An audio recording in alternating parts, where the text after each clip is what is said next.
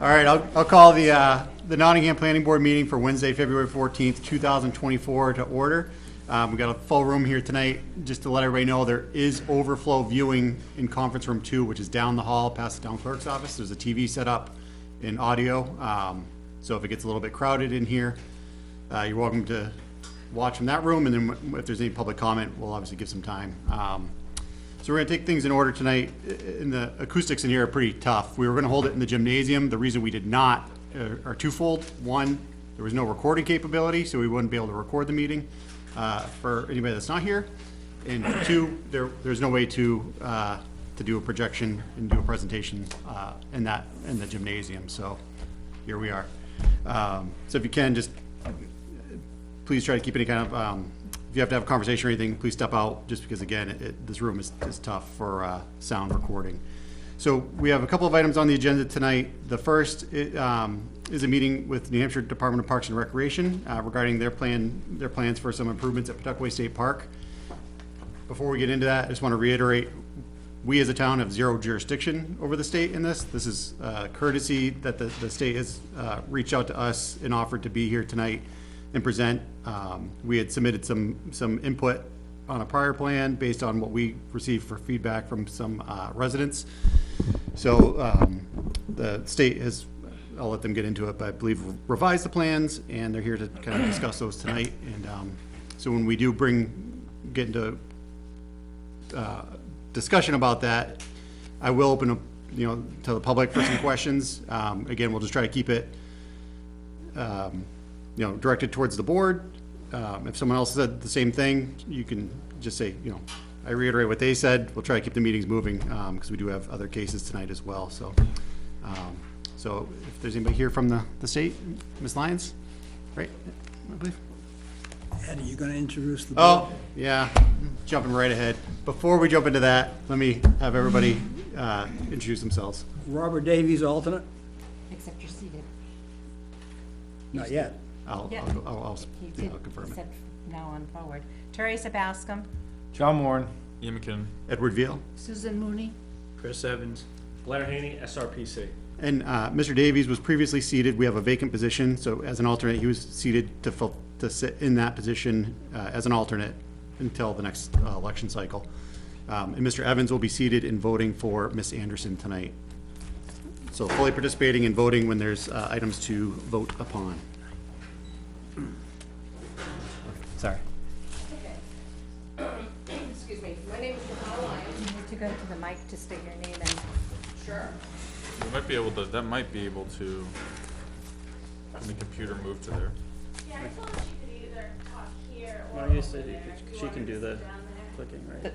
The computer has the mic to yeah. capture her name. That's what I'm saying because it's recorded. It's short. Okay. Yeah, I just want to make sure it gets recorded here. Okay. All right. Good evening. My name is Johanna Lyons, and I'm the State Park Planner. And with me tonight is Director Brian Wilson from the Division of Parks and Recreation. And we just have a short presentation just to let you know what we're doing at Pawtucket. We sent the 80% plans. They're available on our website. So that is the point that we're at right now with 80%. So just a quick overview about Pawtucket State Park. The park is about 5,500 acres. It was opened as a state park in 1966. We have day use functions at the park, which include beach with a bathhouse, we have playgrounds, hiking trails, and then we have retail and boat rentals. There are 3 camping areas within the park. There's Big Island, Horse Island, and Neal's Cove camping areas. We also have a youth camping area that has 4 campsites with camping shelters on it. There's a pavilion and toilets at the youth camping area. And in the campground, generally, there are 2 campsite types. We have standard campsites and camping cabins, or 5 camping cabins on Big Island. So a little bit more in depth about the camping facilities. Neal's Cove, there are 19 campsites. There's a toilet building with no showers. On Horse Island, there are 78 campsites, 3 toilet buildings, all have showers. and then there's a small boat launch on Horse Island. On Big Island camping area, there's 82 campsites, 5 camping cabins, 1 remote walk-in site, and 3 toilet buildings with showers. So this project's gonna focus on Big Island and Horse Island bathrooms. So a little bit, going backwards a little bit, where's the funding coming from? It's coming from the federal government. It's the American Rescue Plan Act. We've been working for the last, about 2 years now, working on feasibility studies. We looked at 6 campgrounds. We winnowed it down to 3. We had some preferred alternatives for Pawtuckaway, but it was not well received by the public, and that was going to be 19 new campsites in the Big Island area. So we've pivoted, and we're going to a new direction. We're going to be demolishing and replacing 5 existing bathhouses on Big Island and Horse Island. The new bathhouses, you want to flip again? Yeah, so the new bathhouses, we've designed to be COVID friendly. That was part of the American Rescue Plan money, was to kind of look at public health. So these are all gonna be single occupancy stalls. So instead of walking into a bathroom and having multiple stalls, you're now sort of on that, that family bathroom type where there's, you know, you just walk in and everything's right there, your sink, your toilet, and then there's gonna be single occupancy showers also as part of these bathhouses. Again. And also part of the project are new septic systems. And there's gonna be some water system improvement, and also a new dump station for recreational vehicles, which will have its own septic system. Okay, so we're at 80% right now for design for the project. And we're using this design set for permit applications, and I believe, I'm not sure which board saw the septic applications that came through the town of Nottingham, so the septic applications have been approved. So we're working on towards to getting 100% plans available in March. We're gonna go out to bid in April. We have 2 pre-bid meetings tentatively scheduled for April 9th and 11th, and the bids will be due at the beginning of May. We're hoping that the contract documents will be approved in September by Governor and Council, and then we're gonna have work begin in October. It's gonna be a phased start. Most likely, we'll wanna get the bathhouses, the 2 bathhouses on Horse Island that are gonna be renovated, up and running for the next spring season, and then work on the Big Island bathrooms for construction. Ideally, they all be under construction all at once and would be able to open Memorial Day, but that's probably unlikely since we're starting so late in the fall. So then the completion date is anticipated to be October of '25, but it could be sooner. We would like it to be sooner so that we can get the campsites reopened in the park. And then, so lastly, we have a project webpage where all these plans have been posted all along. I have a pretty extensive mailing list for interested stakeholders, and every time we update that website, I send out a link and let them know that the plans have been updated. And then if anybody has any questions, they can always email me or call me. All right, thank you. Welcome. Is there any comment from the board, any questions? Why aren't you doing the one on Neela's? We have all those new 19 sites that are recently added past couple of years, and that doesn't have any showers located on that one on the hill. Why would you be not doing that one over, since that would be, that one's probably from the 70s or 60s when that was built? They're all the same age. Right, So okay, yes, so- yep. So we have some real design challenges at Neal's Cove. That actually has some capital money that has been appropriated to it. With it being on the hill, we're having trouble siting a septic system and getting an accessible route. So it's still on the list. It's just not part of this ARPA project. Okay, just curious, 'cause Yep. No, it's on the list. It's just not on this list. Appreciate that. is the idea, I think it mentioned Big Island might be closed, obviously if they're under work, is the idea there that you don't wanna overwhelm, like, people having to travel back to the other facilities when they are open, and that's the idea to not overwhelm those with, Well, it's mostly construction noise. Okay. So, you know, people come and they spend a week and they don't wanna listen to backup alarms. And we're gonna be, you know, bringing in materials, and there's gonna be, you know, hammers and saws, and so that is mostly the reason. And it's a little bit unsure, you know, cause we're waiting for the contractor to tell us what the procedure of work would be. So if they say they can do it all at once, fantastic. If they say, you know, we can only do this and then that, cause we really wanna get Horse Island reopened for Memorial Day. So that's our real, you know, let's do that, cause that is the area that is the most popular. So we wanna focus our attention there, and then we can, close it. We have looked at other things, like if we're getting closer to the start of the year, like, and, most of the heavy work is done, and they're just doing interior finishes, we have considered getting restroom trailers and opening up sections of the campground, but the construction noise usually bothers people.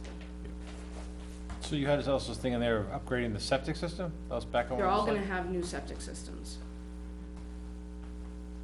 I assume Dale would see all those. Yeah, so there'll be 5 new septic systems, plus the septic Where system at the possible. dump station. There's individual septic systems on Horse Island? It doesn't all transfer over to, all the way back to the, behind Neal's Cove? So there is a pump station there now, but we're going to go back to having septic systems on site. Which, Because there's for the no reason septic why I systems can't now remember. on there, right? So currently on Horse Island, the sewage is being pumped to the septic system next to the beach, so. Correct, way over, right. Right, because they were small seepage pits at the time, so, but we're gonna be building septic systems for each of the bathhouses on site.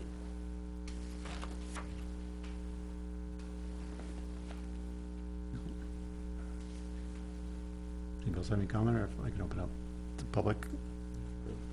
Okay. Just figure it's always good, we got people here that might be here for this part of the meeting, just open it up to let them have some, time to comment on the revised plans if you're amenable to that.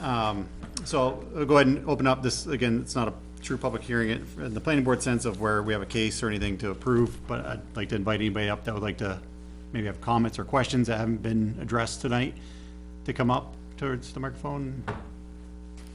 Yeah, come on up.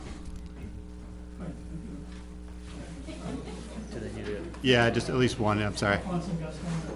Thank you. And if you can, just state your name and address and, Neil Santo, 63 Shore Drive. First of all, I'd like to thank Joanna and all the people at the parks for listening to the public and revising the plans based on input, so thank you. So I think the plan is much better than it used to be. I think it rectifies a lot of deficiencies that are existing in the park today. The only question I had was, as far as the dump station goes, is that going to be staged later first, or don't you know yet? Staged. Is it going to come in after the bathrooms or before, or? So currently, the way that we have the bid planned, the dump station and the water system upgrades are ad alternates. So, because we're tight on money, so we're gonna see what the bids come in at. So it should be, the work will be done in conjunction with the bathhouses. We just don't know the procedure of work yet. Do you know the percentage of campers who would use the dump station, that is, people with holding tanks? Not off the top of my head, I'd be glad to send that out, but it is a small percentage of the current campers who have RVs. We keep track of that. It was in an earlier presentation. It's in the high teens, as I remember, the percentage of number of campsites, so. So the new bathrooms might be logically a higher priority than the dump station, if necessary. Yes, that is the highest priority is to replace the bathhouses. Okay, Yeah. that was it. Thank you. Yep. thank you. Anybody else? Come on.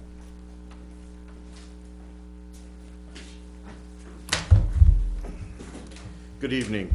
I'm Peter Warsnick, 69 Shore Drive. I think it's great that you have transferred the funds from expanding the campground to updating the septic systems. I have a couple of questions. Will the septic systems require a shoreline permit? As per RSA 483-B. All the septic systems will be permitted through DES. Okay, will wetlands permits be obtained? RSA 482-A. If they're needed, yes. Alteration of terrain permit, RSA 485-A, semicolon 17. Will that be obtained for this work? If needed, yes. Okay. I believe that we're not disturbing for alteration of terrain, but I don't have that off the top of my All head. right, several of the proposed sites for the septic systems are in different locations than the current septic system, and so therefore there will be terrain altered in one way or the other. Is there a plan to pump out these septic systems on a regular basis? Yes? Great to hear that. Regarding the dump station, on page C4-2 of your proposal that was online, it talks about the dump station. The dump station says that on your, well, first of all, on your website, it says that there are 62 pop-up / tent campsites. There are also 59 standard campsites. The proposal for the dump station says that you're building it to accommodate half of the pop-ups on those sites, which would be 31, and 59 RV sites. So Peter, that's pretty old information that you're quoting from. It's what But you that's have on your from the, website. I got it today. But that's from the preliminary project and not the 80% plans. So I don't know if you've seen the 80% plans are on the. I've seen the So all the 80%. calculations are on the plans for the septic systems? The 80% plan calls for the dump station to accommodate up to 1,800 gallons per day from 90 sites. The way you got the 90 sites was 59 RV sites and 31 pop-up sites, because it says that only half of the people using pop-ups will dump on any given day. So I'm wondering where the 59 sites come from. I don't know that in detail. If you want to send me that question, I would be glad to investigate it and talk to our consultants. Well, the 59 shows up as 59 standard sites. But when you look at a particular site, not every standard site is equal to every standard site. Some standard sites can accommodate RVs, some standard sites cannot. So all sites are standard sites unless they have a cabin on them. Now, it's only about whether or not something can fit on it. So if a RV can fit on a standard site, then an RV can fit on a standard site. So can a tent fit on a standard site. The site is not reserved for any particular size piece of equipment. It's just saying to somebody, I have a pop-up, where can I fit? It's not necessarily, it's reserved for one thing or another. And Correct. all sites are first come, first served at Pawtucket, so whoever makes that reservation. So it's the best we can do is to estimate by known equipment type that comes to the park, and then also looking at what size campsites we have. We're not assuming that every site that can fit a pop-up or RV will have a pop-up or RV on it. But Okay, if you wanna put that question with the, in more of a, and I can do some real research, I would be glad to answer it. okay, because like I said, on page C4.1, your dump station accommodates 1,800 gallons per day, and that's where it came from. I was just wondering if the other 20% of your project suddenly is gonna include RV sites. Since this is the 80% plan, what's lying ahead in the 20%? It's gonna just be fine tuning the current designs and cost estimating. Looking at the current designs of some of the bathhouses that are being remodeled, the designs are in such fine detail, they almost tell you where to put every nail and screw in that building. It looks like it's near 100%. You could build, most contractors could build a building using those plans that you have on your website. For you to expect me to believe that there's 20% still needs to do, still needs to fine tune these buildings, is hard for me to envision. I think there's 20% out there. I really would like your assurance that that 20% does not include additional RV sites. Not our plan. So it won't include RV sites? So in the construction world, 80% plans are basically 100% plans. It's just that we have markups of corrections of, and clarification. So, I mean, if you wanna see, here are the markups that, this is my working set of drawings. Okay. But we said, Could we go to page No. C4? sure, if you wanna go to page C4, but, to answer your question, we're not planning any new campsites. Okay, I'm glad to hear that. But I can, if you have the set right here, I can show you exactly where I think I'm I'm, at. so I might, just so I understand, so C42, it has the pump design, has 1,800 gallons per day, and then it goes into the dosing volume. So is your question why they're designing for all of the sites to be potential RV sites? Is that? You, right under that format, go down a little bit, and it tells you how they arrived at the 1,800 gallons per day volume. And it will say 59 RV sites. Not RV sites, but 59, we're saying that there could be 59 recreational vehicles in the park. And what's a, It's a worst-case scenario. in 10 essentially. years down the road, if they do want to add to it, would be cost effective them for not to build it this way. To build it to the minimum standards leaves no room for expansion on the park. So why would that would be not very cost effective for the state to use the money in that way. Well, there was overwhelming opposition to expansion before. I could Again, only that can foresee change it in the 10 future. years.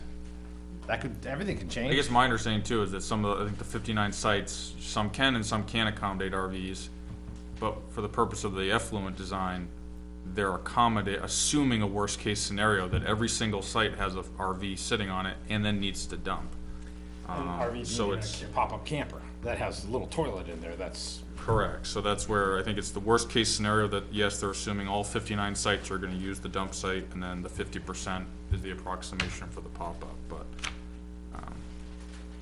again, I think it's more so when you do your septic designs, it's typically if you have to be conservative because of an unknown, you lean towards being conservative. Okay. Earlier this year, I read that the rates for camping, the nightly rates for camping at a lot of New Hampshire state campgrounds increased this year, That's true. except Pawtuckaway, it has remained the same. No, that's not. All of our campground sites, had a change in the fee package, where there was a general increase, because it's all by different site types, and we have a pretty expansive, fee package, but, generally there was about a 20 to 25% increase in, the overnight campsites across the whole park system, Including Pawtuckaway. including the- Okay, it must have been a misprint in the Union Leader.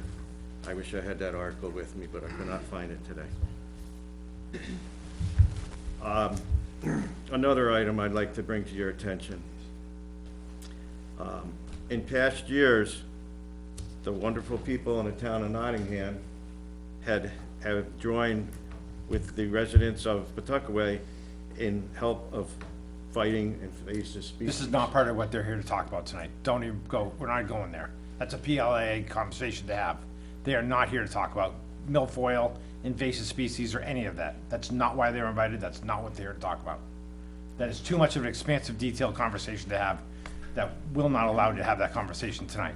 Yeah, it's an important conversation, it's one that affects the town, but for the purpose of this meeting, in the ARPA fund specifically, are these improvements within the waste facilities and such at the the state park. But I think Especially we're all where it's, cognizant of milfoil and the problem that's affecting the lake and what that could do to both the Okay. desirability of the state park and the residents. Fair enough, Taxes. I won't ask about Article 16 or 17. Many people, many residents of Nottingham have never visited the state park. Is it possible that Nottingham residents could foresee a reduced admission fee for using the park? It's a As a- difficult question to answer in this format.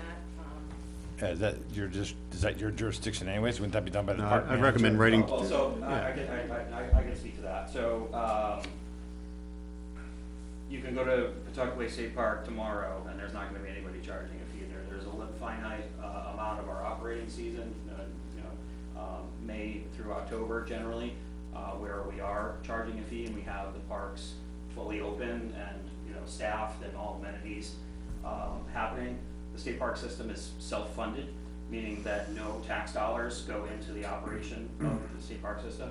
Our park system statewide costs about $40 million to operate, we generate all of that revenue through the visitors who come to play and stay at our parks. So it's a system that's been designed by the legislature to produce fees for anybody who visited, really regardless of where they come from. Other states do that differently, where some states allow free entry completely for all people or all residents to come see parks, and they're funded in a different way. So we periodically review our fee package and look at opportunities to change or amend that. We did that recently, as you cited, with our campground fees this fall. We did it in the spring at the Seacoast with our pay stations where it's metered parking.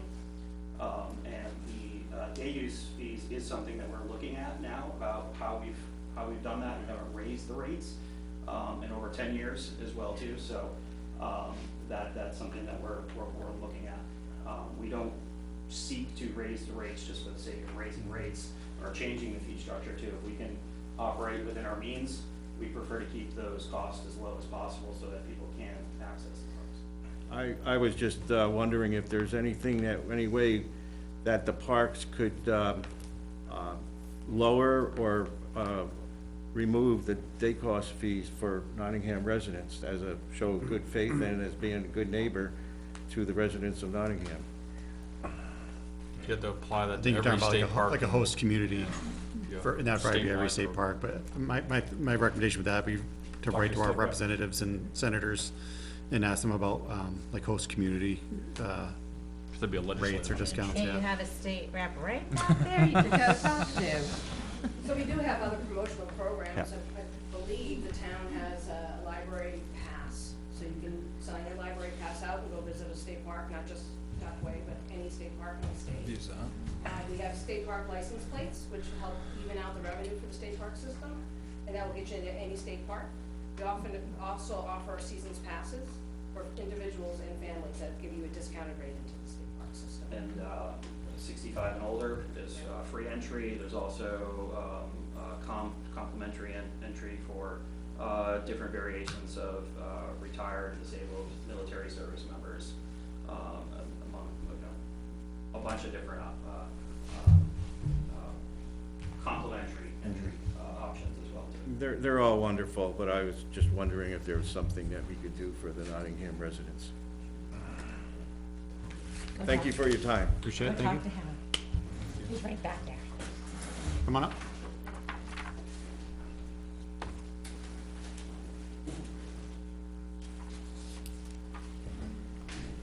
Good evening. And thank you very much for listening to everybody. Seeing as we're concerned on the dump station, outside people gonna be allowed to use the dump station, or is it for campers only? It's generally campers only. Okay, generally, the concern is traffic and, people bringing the big RVs in and whatnot, so. Yeah, it's not really our interest to become a public dump station, but if someone is, visiting and are desperate, then we probably would let them. It's not our policy to open it up as a public dump station. We usually partner with communities. You need, Joe, Johnny, I think that was we, simple, right? I think we put that in our revised fee package, actually. just gonna say, you need to state his name. Yeah, and sir, before you leave, could you just state your name for the record? Frank Carey. Frank Carey, Seaman's Point Road. Thank you. Thank you, sir. Thank you.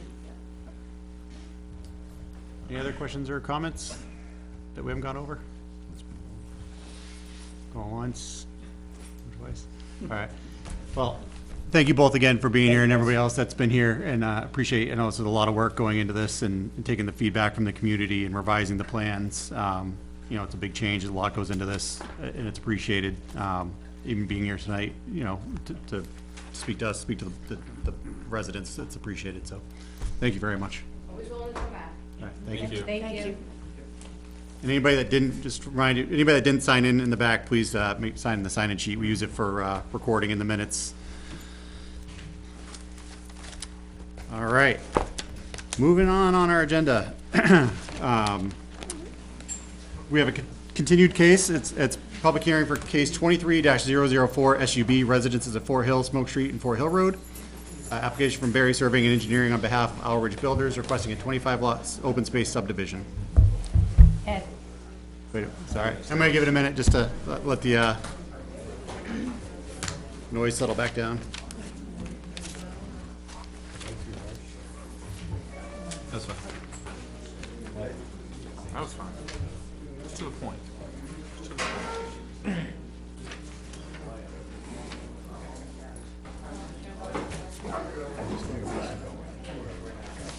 Well, it's always tricky too, because even though it's not a public hearing, there is no guideline. But at the same time, we were here for a specific purpose, so. Yeah, made sense to me. He's technically seated until election. In the muscle. All right, Mr. Barry, you have the floor. So, just to bring everybody up to speed again on this one, this is a case we previously accepted as complete. Already had action on whether it's DRI or not, development of regional impact. Acted on some prior waivers and conditional use permits, I believe. And then the applicant we had sent out for engineering review, third-party engineering review for the town. We got the comments back. The applicant received those comments. They provided a whole point-by-point response, which we went over at the prior meeting in January. And then there's a couple of two new waiver requests, I believe. 4 new waiver requests. I've got them right here. I just didn't count them. So, Mr. Barry, if you want to just go ahead and bring us back up to speed as to anything I missed, or... Sure. So I believe Kevin went through most of the CMA comment letter. A couple of the planning board members took the time to provide us some comments in writing, which we tried to address point by point as well. I think Kevin went through some of the outstanding issues. I think we're really down to 4 waivers.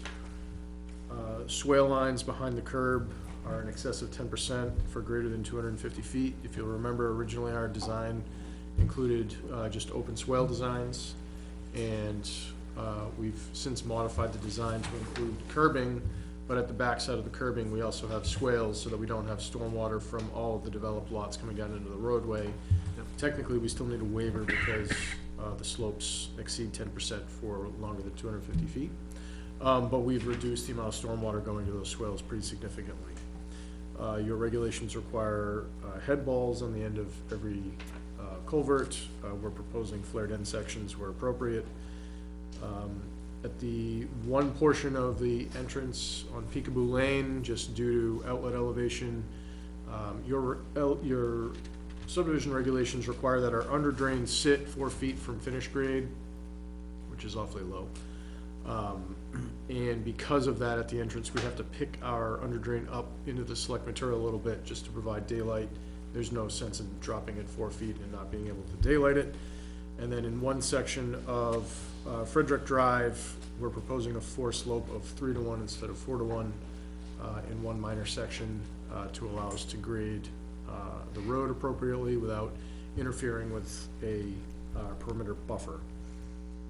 So those are the four open waivers that we have. We feel that we've sufficiently addressed all of the CMA comments. We feel that we've sufficiently addressed all of the planning board comments. There are a couple of items that I would consider conditions of approval that may be needed. We obviously have some state permits that we're still working on. And I've highlighted these in my response to CMA as well. Road names need to be approved by the select board. We need to provide the town and the town council, basically homeowners association documents for the stormwater systems. And as we've done on other projects, we would propose that the basins and all of the stormwater features be the responsibility of the HOA. We would give the town the right to maintain, but not the obligation to maintain.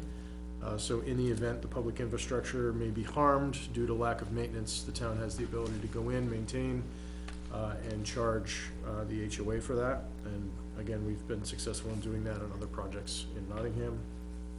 The HOA needs to address open space requirements, so how to maintain the open space, what can happen within the open space per the regulations, and then essentially create a private road until such time as the road may be accepted by the town to ensure that, again, there's a responsibility and maintenance agreement that takes place.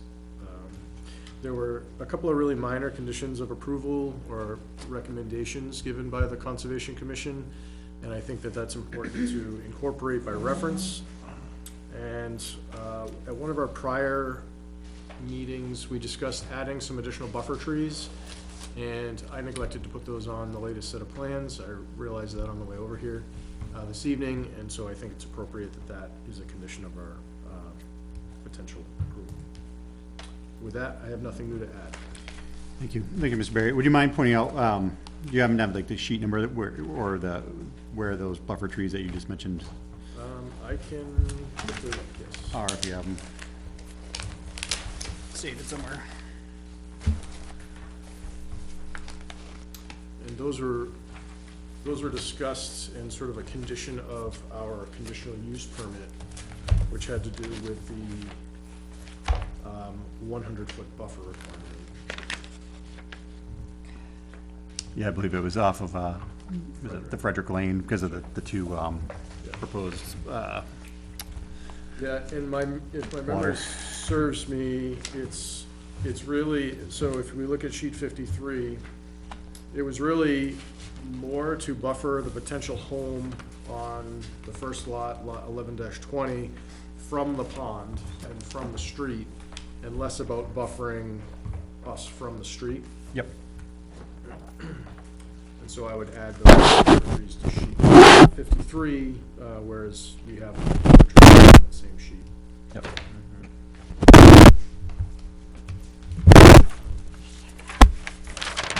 Proposal 11-20. Yes. All right, bring it back to the board for any questions or comments. We do have waivers to act on.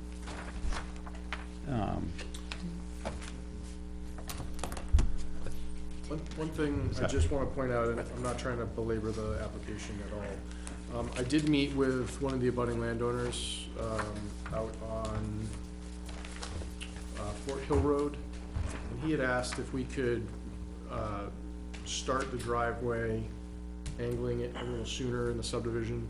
And I just want to point out for the record that I was able to accomplish that, and that's part of the plans that we have before us. So if he's listening or in the room, I just want to make sure that he knows that we made that change. Thank you for pointing that out. I know your representative had made mention of that last time, but not necessarily as to why, so thank you. So back to the board. We can either act on the waiver request now, we can reopen the public hearing, see if there's any specific comments that are new for this. I think first I'll say, I did read through the response letter that was all to the LCMA. I didn't take any issue with anything. A lot of it, I agree, is gonna fall back on AOT. Since their requirements, especially regarding stormwater, are much stricter than ours. AOT is alteration of terrain. It's a permit that applicants, when they disturb a certain amount of area, have to get from the state. So it goes, it's a Land use. It's a land use permit that they have to get from the state. And a lot of the items that are in there would be covered under that permitting process, and, that's a permit that if we do conditionally approve anything, is always one that is a condition of approval. Yeah, so I went through, there was anything that, I think all the plan changes have been made to address the CMA comments where necessary, and if not, there's a waiver request for it. Or it's under the purview of, alteration of terrain, which we condition our approvals anyway on that, so. Yep.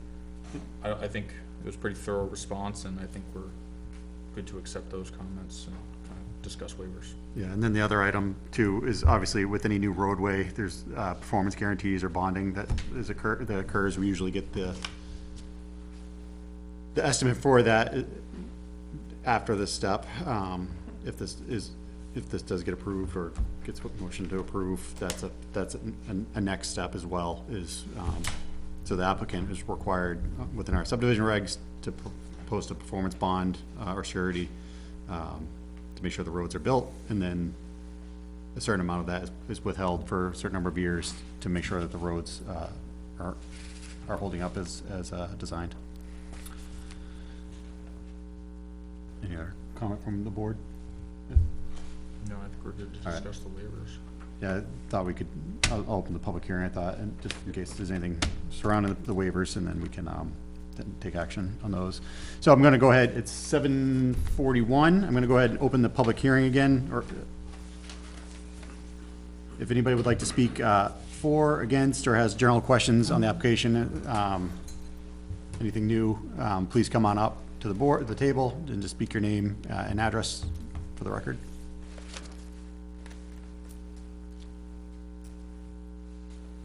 Going once. Okay. I will close the public hearing at 7:42.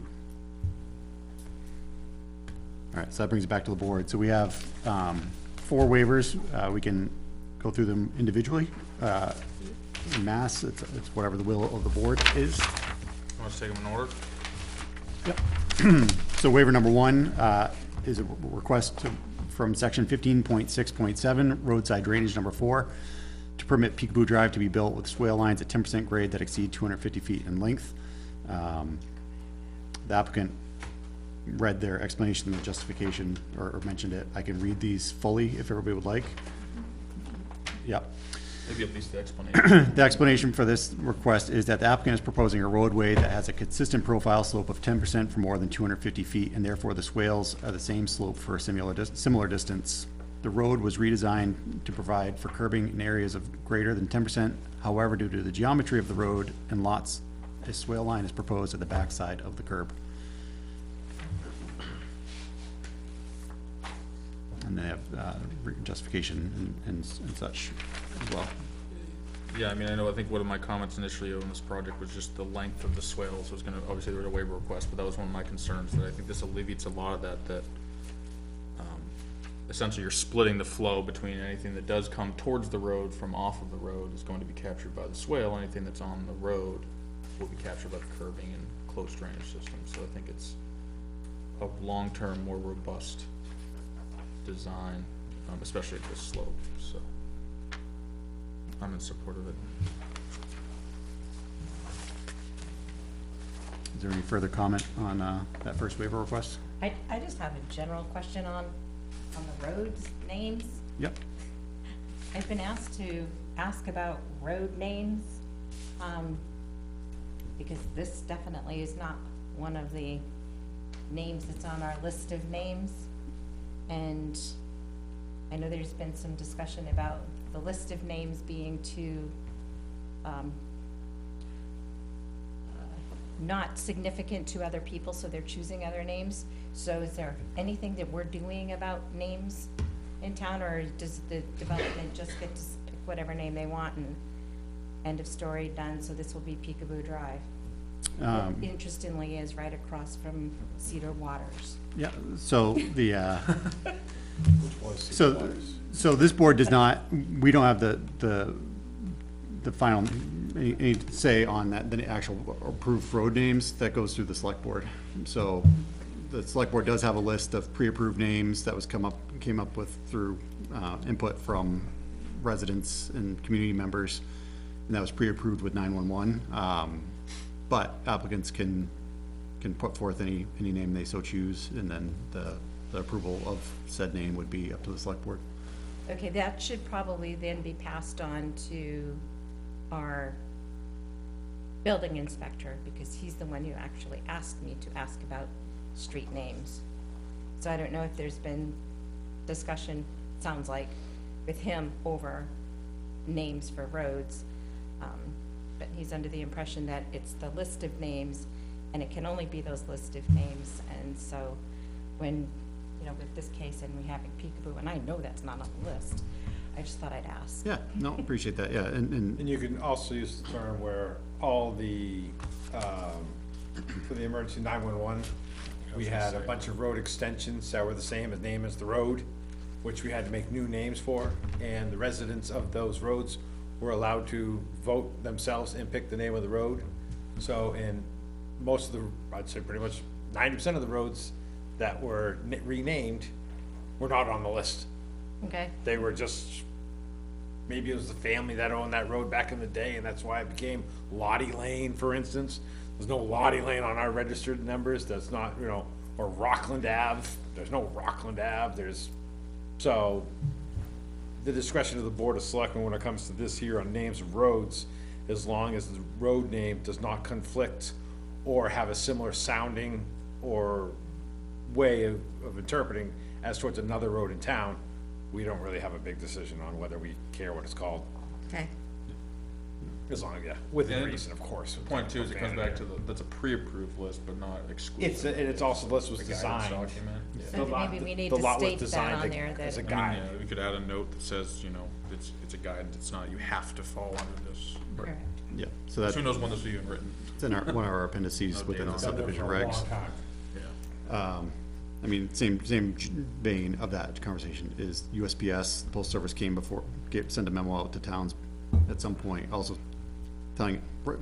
recommending that we tell applicants to start the process early for trying to get mailboxes, because of problems with routes, so that they may, but again, that's not our purview, so we tend to defer. Yeah, I get to do it. He asked me to bring it up. I'll follow up with Mr. Sylvia on the building inspector, just to clarify you. that. So if there's no more comments on number one, I mean, do we wanna vote on, just take. Do you want to vote as individuals, do you want to vote them I usually like to vote on them individually in case there's unless anybody has any, unless we have to make a change for one, or is that way? sometimes, might as well. How about, I'll read through all four of them, and then the Where are board can you- decide. What Sure, document go are ahead. you on, Ed? I'm on number 2, so that was number 1. Waiver request number 2 is, The waiver requests. Which is, where is that, in new it's in today? the packet, towards the back. What packet? It's gonna be a little beyond halfway, I believe, in that package that you're This in. one? Nope, the one you're in. This is from December. Do you Yep. want it to Yep. Okay. December 11th.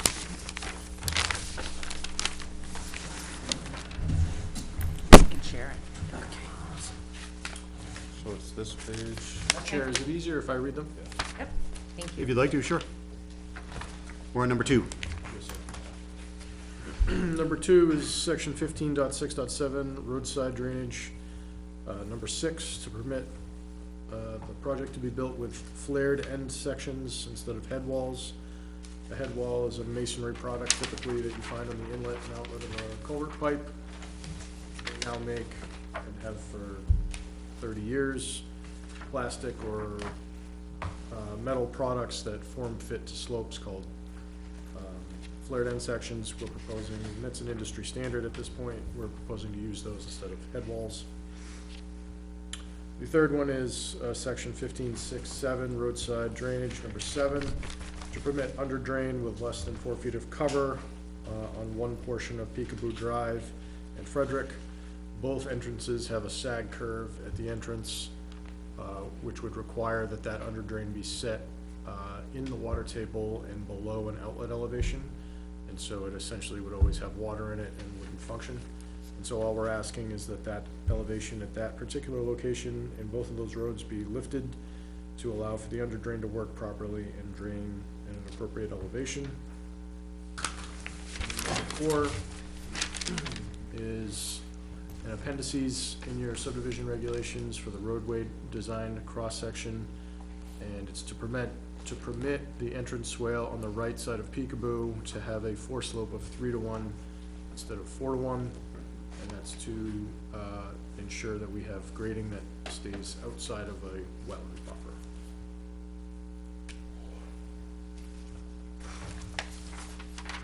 Thank you.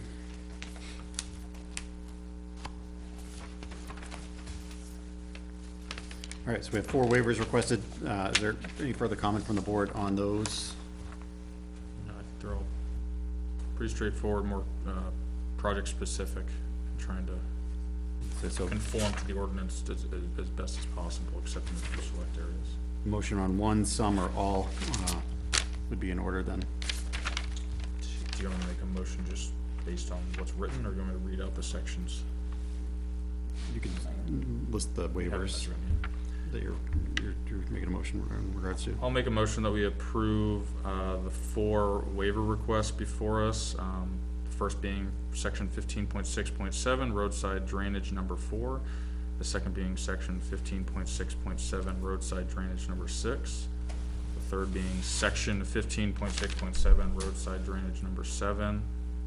And the fourth being the appendix, the road design cross sections, for the reasons stated in the waiver requests. Second? So we have a motion by Mr. McKinnon and a second by Ms. Mooney to approve the 4 new waiver requests. Is there any further comment from the board? Seeing none, all those in favor, please say aye. Aye. All those opposed? Any abstentions? I think I'm abstaining because I haven't been on this whole Okay. project all the way through. All right, Ms. Bassington? No, I voted. Oh, you did, I know okay. that. You were 4? Okay, sorry, I didn't see your hand. So, that motion carries 6-0-1 for the count, so 6-4-0 against and 1 abstention. So that brings it back to the board. So, back to the board for any further discussion on this application. The areas I have, which, again, it's very common if we do have a conditional for approval to have additional conditions, a number of items, especially on major subdivisions. The things that I have in my notes that I wanna make sure we don't lose focus on is usually HOA covenants, deed verbiage is usually, has to go through our town council for review, and approval. Monument set is a common one, all state permits, road names approval, which would go through the select board. The surety performance bond, add the buffer trees as discussed to sheet, or to proposed lot 11-20. And then there was mention about the Concom comments, Conservation Commission comments, items. What lot was that, lot 20? 11-20. I'll make sure, just, can you reference it specifically? Yes. 11-20.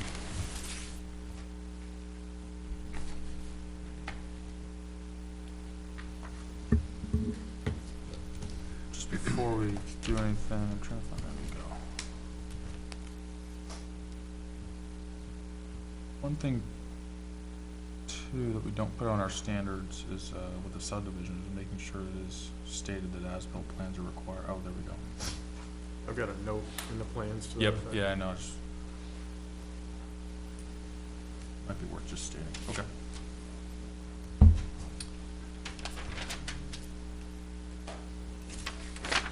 And then just to confirm, we have, because I missed one meeting, I think we voted on the conditional use permits, so we voted on, approved, I think, the conditional use permits, and up to, with these 4 waiver requests, we approved all waiver requests to date. Correct. Anyone else have anything else to say? Alright, with that, I'll make a motion that we approve case number 23-004 SUB residence at Fort Hill, with our standard conditions of approval, which include plan copies with professional seals and signatures, original Mylars, as needed with professional seals and signatures, electronic submission of plans, including as-built, once construction is complete, any outstanding fees, state permits, and then specific conditions of approval will be road names to be approved by the select board, HOA or declaration of government documents to be provided for town council review, monuments to be set and certification to be provided, performance bonds to be calculated and approved through the select board, and per the discussion tonight, add the buffer trees on lot 1120 per the Conservation Commission's comments on the CUP applications. Sounds right. There's a motion, is there a second? I'll second. A motion by Mr. McKinnon and a second by Ms. Mooney to approve case 23-004 with conditions. Any further discussion? Seeing none, all those in favor, please say aye. Aye. All those opposed and abstaining? So that motion carries 5-1-1. Thank you, appreciate everybody's help on this. Thank you. So the, Mr. Barry, before you go, as a courtesy, would you provide the HOA documents so we could review them, the Conservation Commission and the Planning Board, just in case we have? Yep. yeah, they'll come in for the town council and we can distribute from Yes, there. especially the large conservation area. Thank you very much. Yep, no problem. And we're supposed, any kind of approval or denial, we're supposed to have a findings of fact, is one of the new state RSAs, findings of fact for this way. And we can add to this if anybody wants to, is that, this application, over the months it's been before us, has been found to meet, and fall within our subdivision regulations and zoning, and has received either conditional use permits, waivers, and or variances, as needed, to be approved with the conditions that have been set.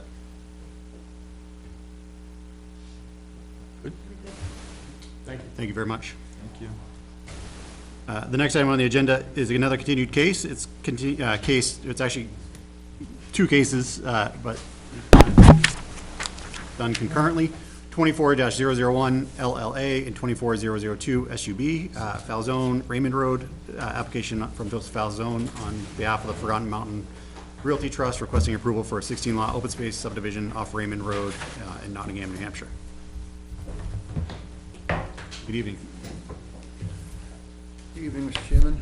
And just to bring everybody up to speed on this one, this application was previously accepted, these applications were previously accepted as complete. There was a vote that that this was a development of regional impact for a few reasons.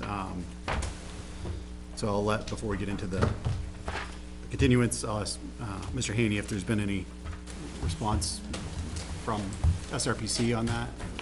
No, they did have their DRI subcommittee meeting.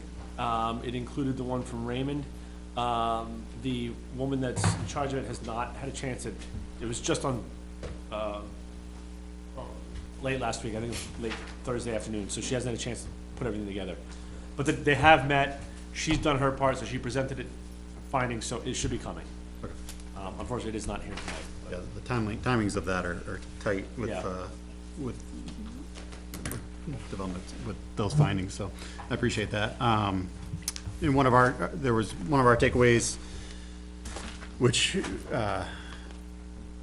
was, well, before we get into that, I'll let the applicant give us any updates. I know you submitted, a new, a waiver request, for cul-de-sac, which is a requirement and with our subdivision regulations, and, did you have any other updates you wanted to bring to our attention?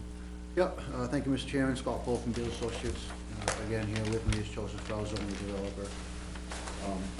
What I'd like to do, I think that the best way to do it is, I have somewhat of a bullet point list of comments received from yourself and Mr. McKinnon that were actually after the previous planning board meeting. We've had time to look at those, and I have, in doing so, I think that'll help everyone see the differences in the plan that we submitted and all the revisions that have taken place. So I'll just start in with those. The first item was a plan reference on Doucette's survey plans, there's a reference D 21270. Should have no bearing on this application. That is true, however, to set. That is a recorded document.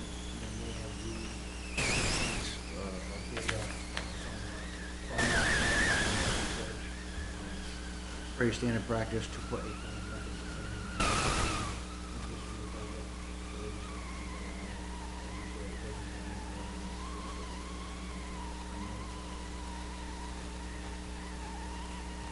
Number two, the biggest one, commentary was confirm all proposed lots meet dimensional requirements not to exceed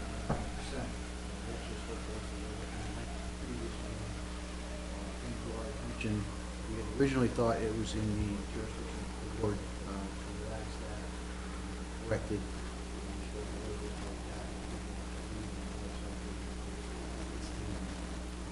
We actually went back to the plan, to the plans.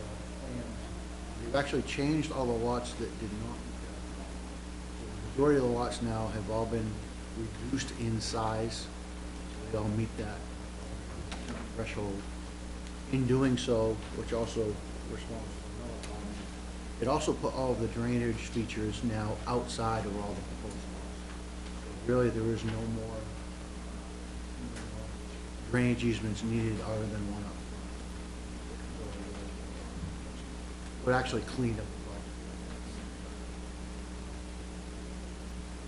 There are many non-buildable areas such as drainage easements are included. We just went over that. Proposed lot 17 appears to become larger based on reconfiguration of the roadway to avoid wetlands. Third is that lot also an adjustment from lot 18. So basically 17 is a existing lot today and still will be after the process. It has gotten a little bit bigger, but the area that it acquired was actually taken from the previous right-of-way that was left there. That's how it got a little bit bigger.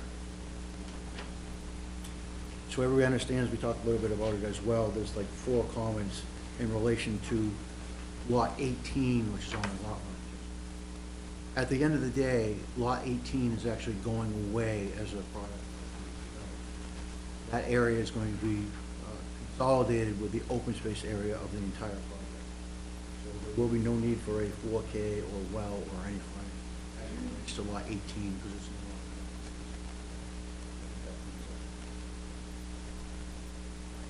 There was a question with the spacing between lots 11 and 12. This access is for drainage easement area, ensuring this is captured on the plans. It's important that this is not proposed as a future connection. We certainly have no intent for that to be a right-of-way of any kind. It's merely just an access to the open space. We've done that in 2 locations, I believe, on the plans, one on the riverside and then one off the cul-de-sac. Again, that's merely for access to the open space. It's not to be a right-of-way.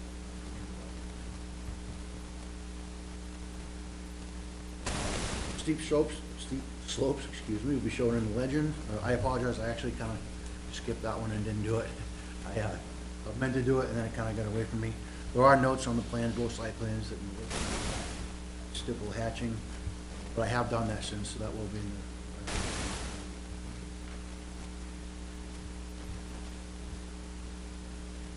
This one mostly relates to the yield plan. Confirm all lots do not include steep slopes as part of the lot envelope. Goes into definition of the lot envelope. We reviewed that in detail, I believe. We put a bold area around the area, buildable areas, allocations to the areas and all those lots. And we looked to make sure we weren't getting that reduction. Yep. I believe that one has been taken. So you're saying that all, on the yield plan, this yield plan that we've got in our thing is something that could actually be built? It could, yes. And It's not to be, but it could be built. well, I know it's not to be.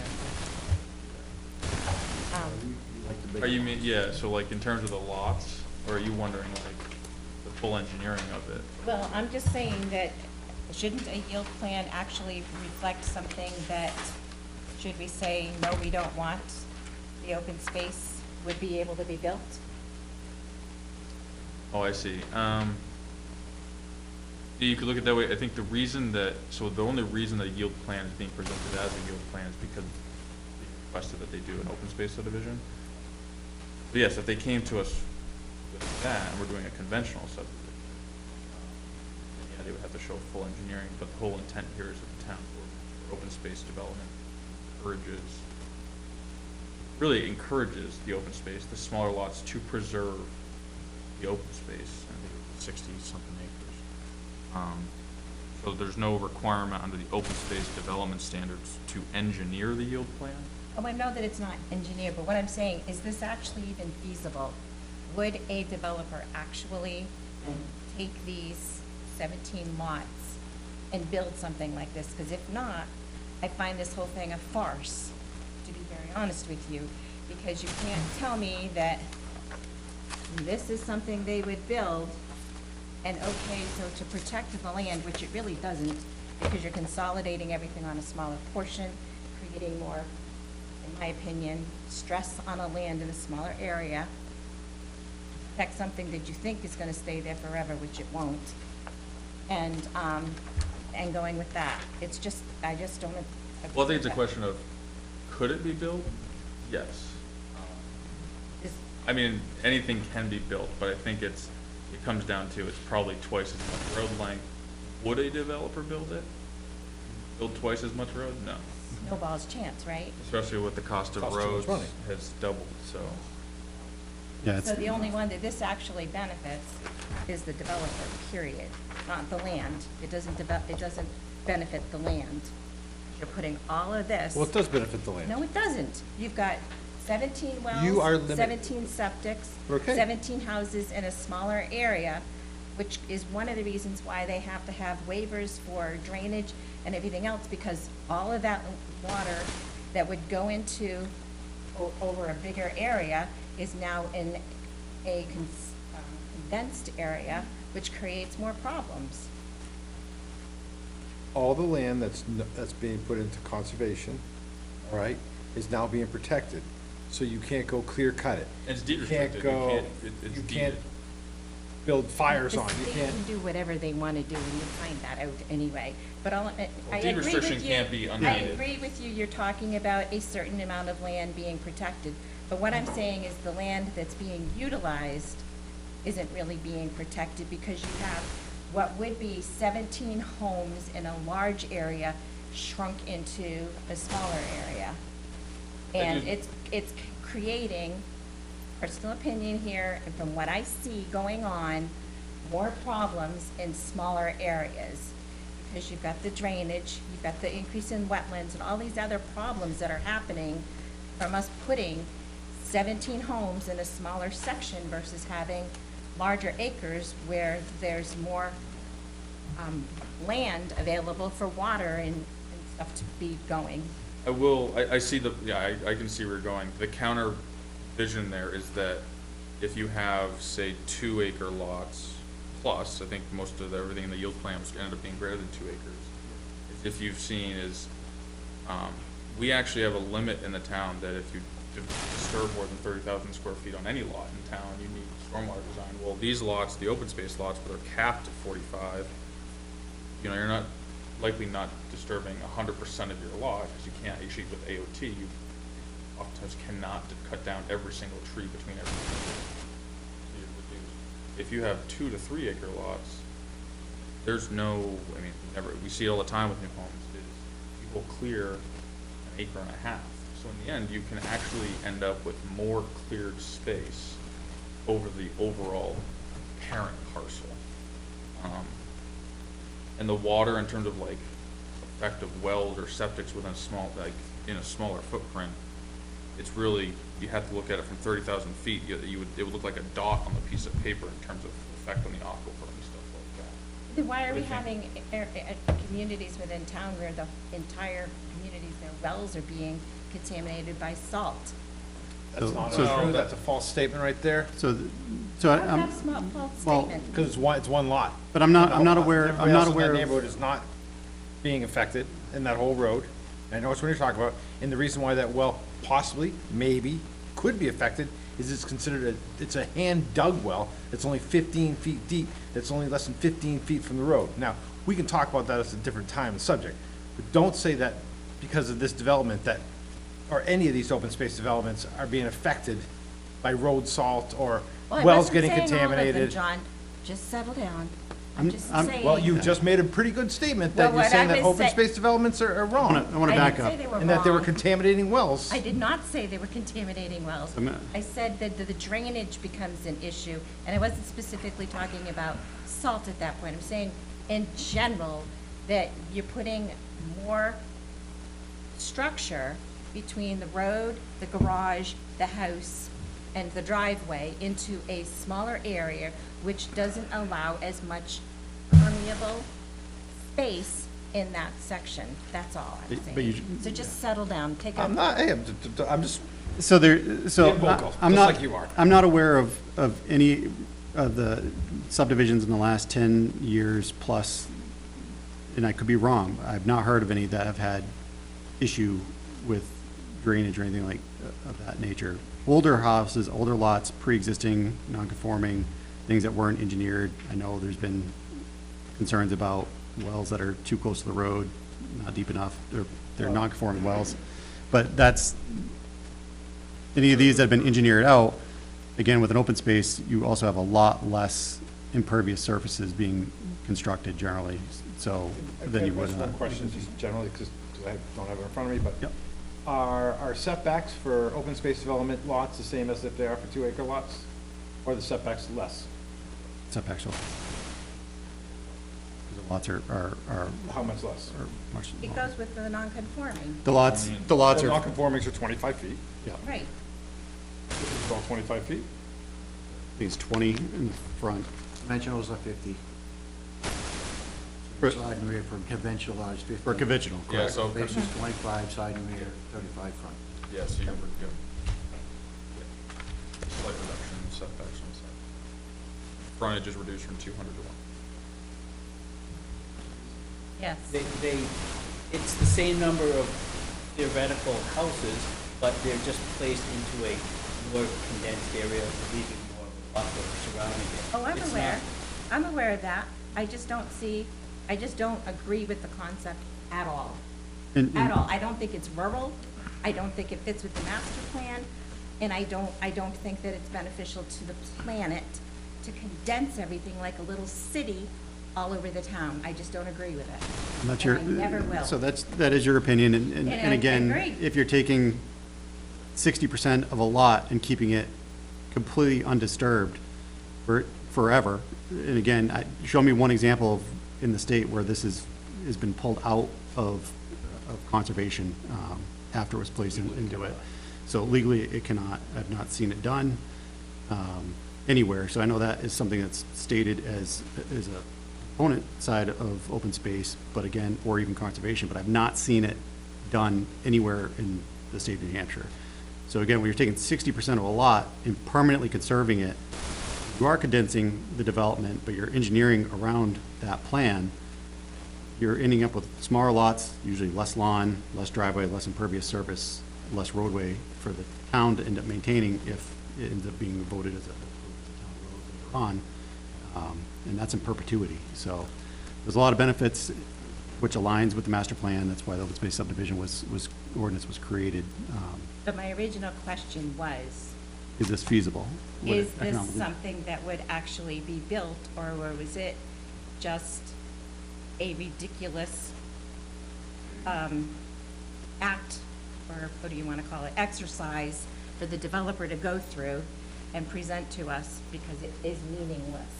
I guess that really depends on I mean, Well, if we the didn't have economics if are. we did not have open space development, this would be the only choice for them to do, and this But is it- what would be going through. But it isn't something they would realistically do, is Sure what they I'm would. saying. Why not?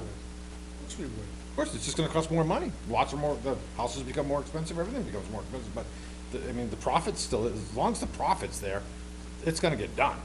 Yeah, and- It's all about the drive. And we previously had legal input on, yield plans and how to interpret them, and what they have to meet and how, to be determined whether or not they would be feasible lots, and they just have to be, generally, are they feasible? Could they go through our subdivision process and become lots? And I think this yield plan, the revised yield plan that we had from where the design review had been, looks like, to me, would be that standard.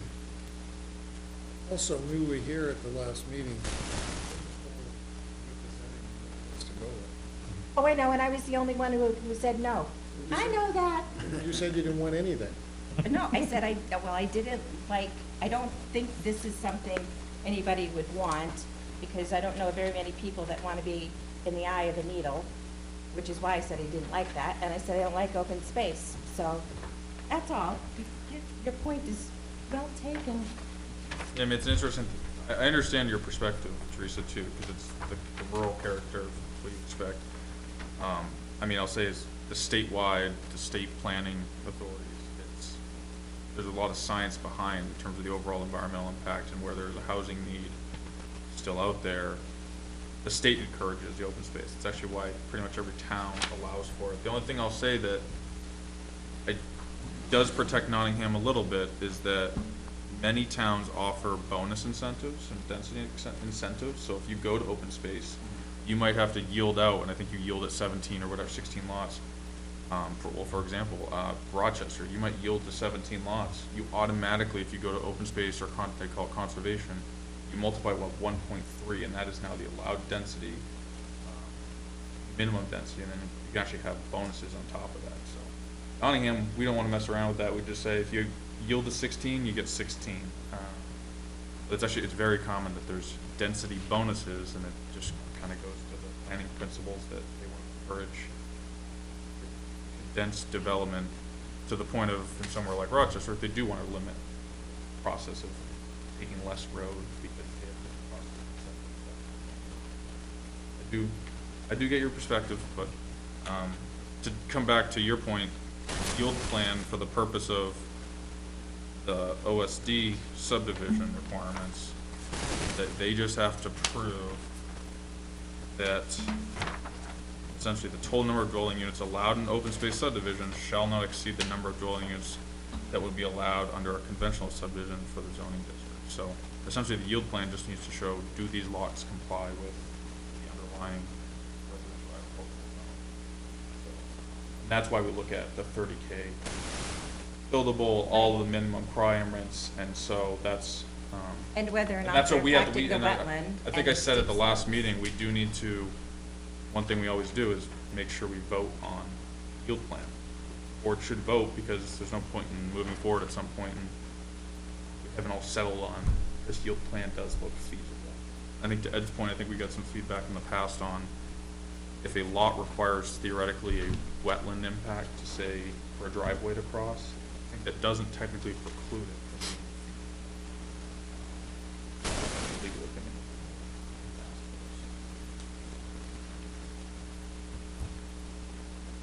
Yes, we have a couple of things. Obviously, a vote on the yield plan would make sense. Probably action on the lot line adjustment, which I'd like to get a little more input on from the applicant. There's some questions from Mr. McKinnon that had gone out as well on that. I think, did you say at the last meeting that you prefer if the lot line adjustment vote is taken at the same time? Yes. Right, so, and that was more so if the subdivision wasn't approved, they didn't want the LLA. Yeah, so, I mean, with the lot line adjustment, even if it's approved, it's not official until the applicant records a deed at the registry, so. They had said at the last meeting we couldn't deny the lot line adjustment, and I asked you about that. Yeah, so, to my knowledge, it depends on if it conforms with regulations, whether or not we can deny or as part of our final action on a lot line adjustment.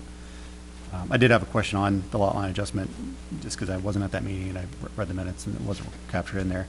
It seems like the intent, look at the plans, is to probably improve some kind of drainage situation that might be happening on the lot that is abutting this existing lot, map 69, lot 19.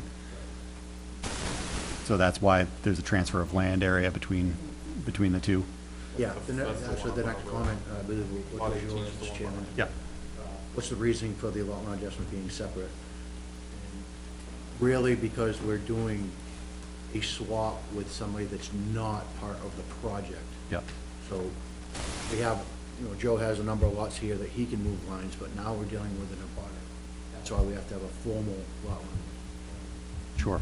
to exchange that land with him.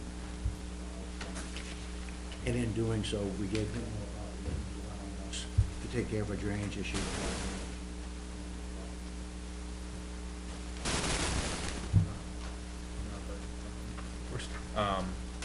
I think I've told Lon to pass it on. I think my comments lived in my drafts somehow for about a week and a half. I typed them up and then for some reason they didn't actually get sent out. It's funny, because I sent an email to Joe, 'cause I think Alana said again, and I said, I don't recall getting these the first time, Joe. I typed them within like 2 days, and then I just obviously did not hit send on them. But one of the comments in there that I had asked about was more so with the lot line adjustment, is that it looks like it's actually creating frontage for lot 18 on Route 156, which would be less than the 200.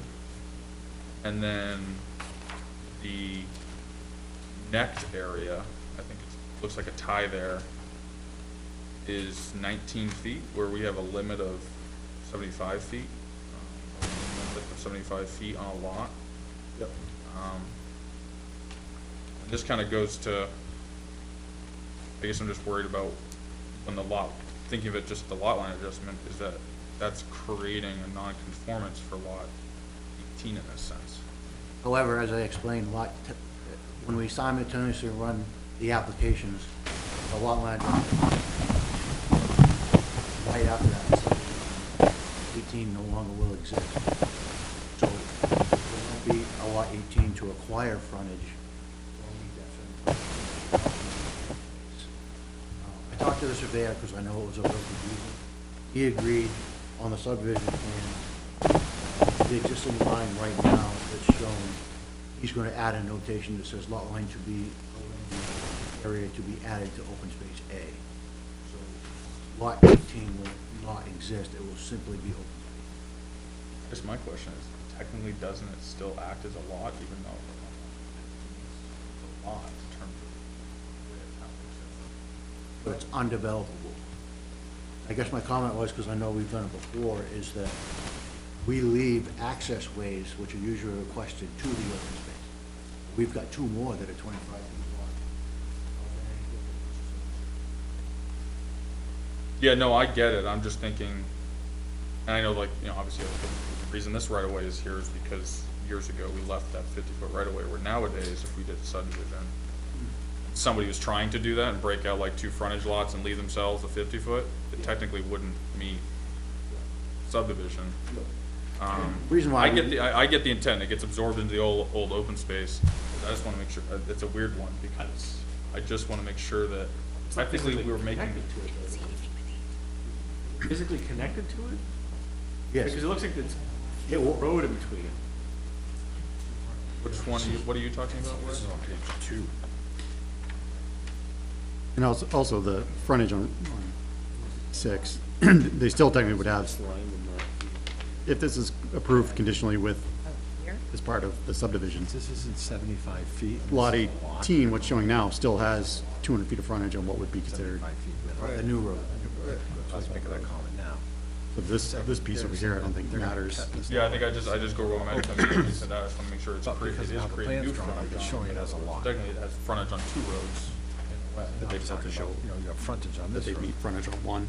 They can't have that on a single lot because it's not the right one. Just to give you some history, and the reason why we kind of left that neck, because it does lead to a drainage area, we wanted that associated with the open space for access. Otherwise, we could draw a straight line across, then we'd have to request an easement from that land. Then we'd need permission in legal documentation to access our drainage pond. So we just tried to leave it wide enough for an access so they can go through the. Okay. Yeah, it's definitely one of the weirder lot line adjustments, but I understand it's kind of concurrent with Yeah. a cleaned up subdivision in the end. So I think the future notations from Doucette will clear that up a little Okay. bit. Yep. Appreciate that. So continuing on, there was a few more notes. We discussed at the last meeting, everybody thought their environmental impact assessment would be required for this project. That has been started by Gove Environmental, and we suspect that will be done in Next Friday, we'll have it submitted. Number three, there was a question, I believe, by Mr. McKinney. Can the 100-foot landscape buffer exist on a lot with a proposed subdivision, proposed lot?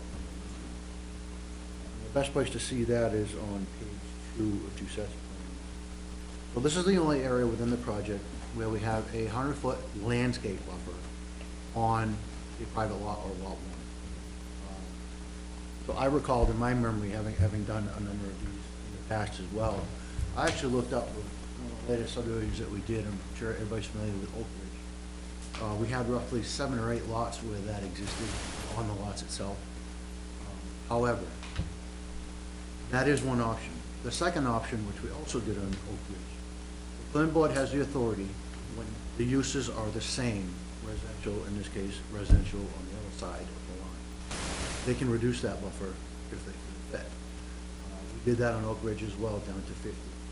In this case, we have a width of 60 feet in the open space and another 40 on the lot. For this lot number 1, the nearest home or residence is over 300 feet away. So I think the 60 would be adequate. That's certainly up to decide. So there's a number of options we can do here. I do think it is allowed. It's simply a no-cut or building setback. There's certainly a fair amount of woods in between an existing home and where the proposed home would be. So I don't think that requires further discussion, but there are 2 options for that.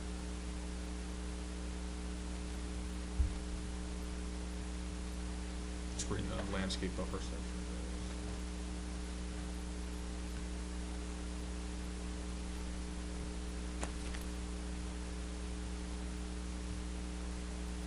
So if you do propose the lesser buffer, I do see that about the abutting lands, so uses are compatible. The applicant may propose a lesser buffer or even no buffer by conditional use permit.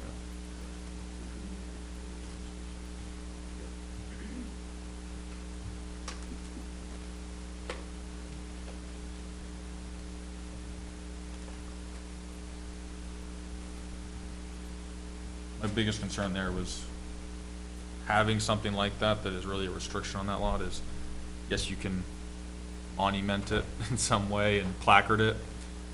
Give it a couple of years, those will disappear and nobody will monitor it. So I try and make it so that if something like that is not placed on a lot, it's less problems in the future if somebody tries to check compliance. Yep.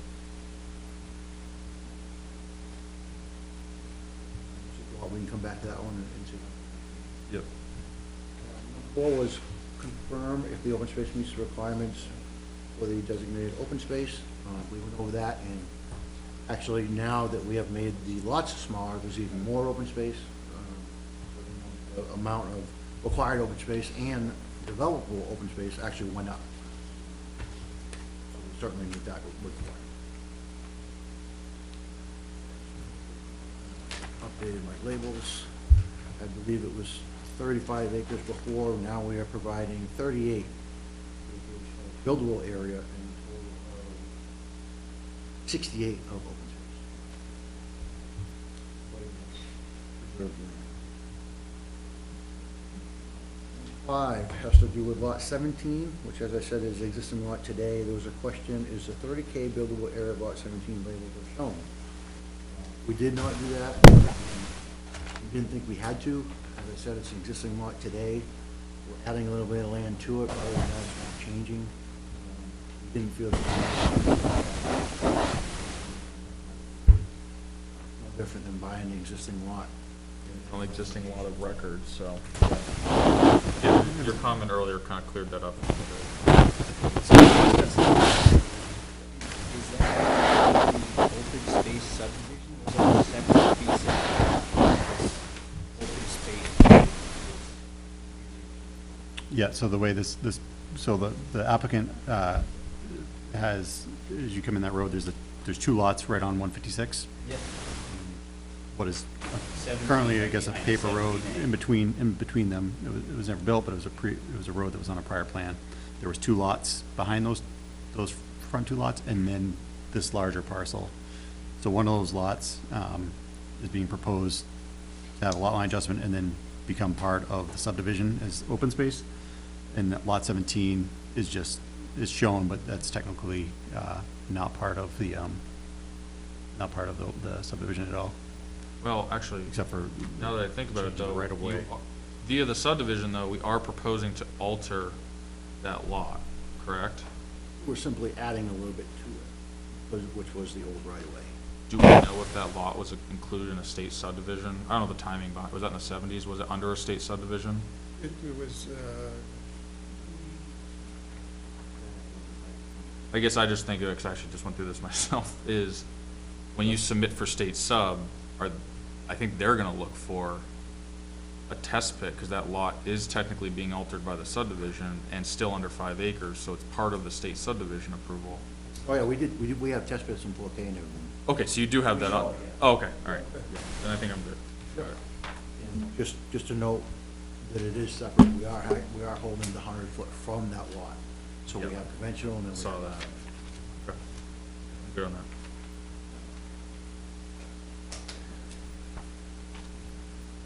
There was a couple comments to the actual plans, I think with Ian.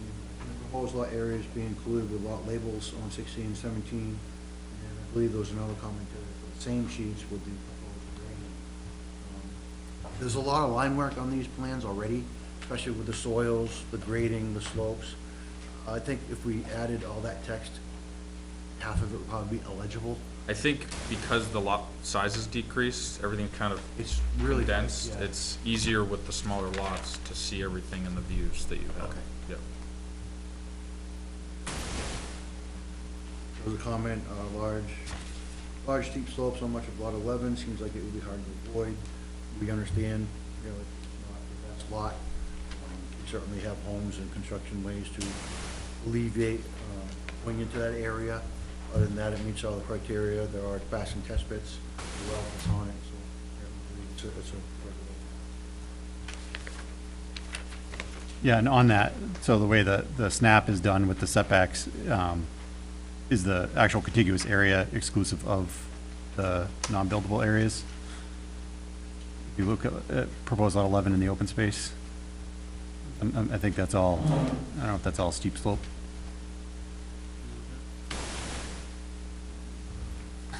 I'm looking at the section. So you have the 4K area, but then you have that section just next to it, which I believe, right. So the 4K is not in the steep slope area. yeah, but I believe the way our regulations read is the lot envelope has to be exclusive, the contiguous area has to be exclusive of non-buildable areas. Or a conventional, not a cluster. Because there's no way you could provide 30,000 square feet within a cluster lot, not in any setbacks or anything that's required. We talked about that last time, because that was something I had to get my brain on, that the 30,000 requirement doesn't apply to OSD. Right. It would defeat especially having a 45,000 square foot max now. Oh, yeah. Yeah, yeah. I mean, I understand that. I'm just saying, but what is there for contiguous area? Does Oh. it meet the minimums within the OSD? Open space subdivision. Do we have a minimum buildable phase? I don't think we do. We do. 30,000. Well, we have a minimum lot area. Okay. Maybe I'm thinking about it Right, wrong. that's where, that was, I was caught up on the same thing at the last meeting, trying to Yeah. figure out that the lot area minimum is 30, but that is, the lot envelope definition doesn't apply, requirement doesn't apply to OSD. Okay, I apologize. I think exactly what you just said. Exactly what I say, yeah. So Ian, are we saying that for people that are, or somebody who wants to build a house on a piece of property, they have certain requirements that we have that they have to abide by, but if it's an open space development, they don't have to abide by them?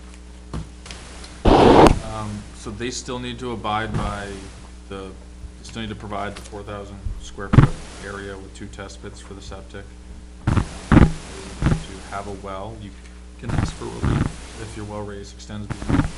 The only requirement I guess one is that in a conventional subdivision, which what they have to follow in the yield plan is that we have a lot envelope requirement, the buildable area of 30,000. I think it's, you have to show a 200 by 200 square or 30,000 square feet. And then that 30,000 square feet cannot ever neck down below 50 feet or it constitutes a break. So you can't have like this big hourglass to try and meet 30,000. That 30,000 square foot lot envelope requirement does not exist in an OSD because the OSD has a minimum lot area of 30, where the lot envelope requirements are exclusive of setbacks, steep slopes, wetlands.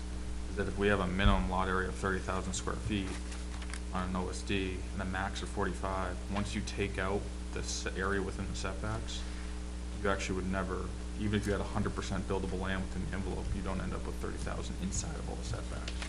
Yeah.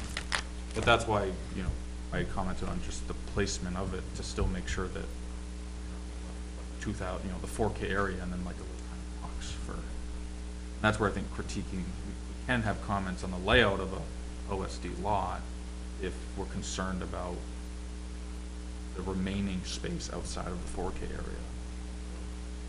Setbacks. That was the comment on lot 11. Continuing on, so there was some commentary on the actual drainage criteria on the road, or the aspects you had recommended. Was the use of high flow grates in the catch basins or double grates. We certainly have no issue with that. That's a fine idea. We will happy to work with the review engineer. There's also commentary on if Mr. Falzone will consider widening the road to 24 feet wide, curb to curb. The road is designed per the regulations at 22 with curb. We did discuss this a little bit in detail. We like it to keep it at 22, mainly for two reasons. If you go to 24, even though that doesn't sound like a lot, you certainly increase the amount of land disturbance in order to do that. Your side slopes and everything else, so you get more land disturbance, not in favor of able to.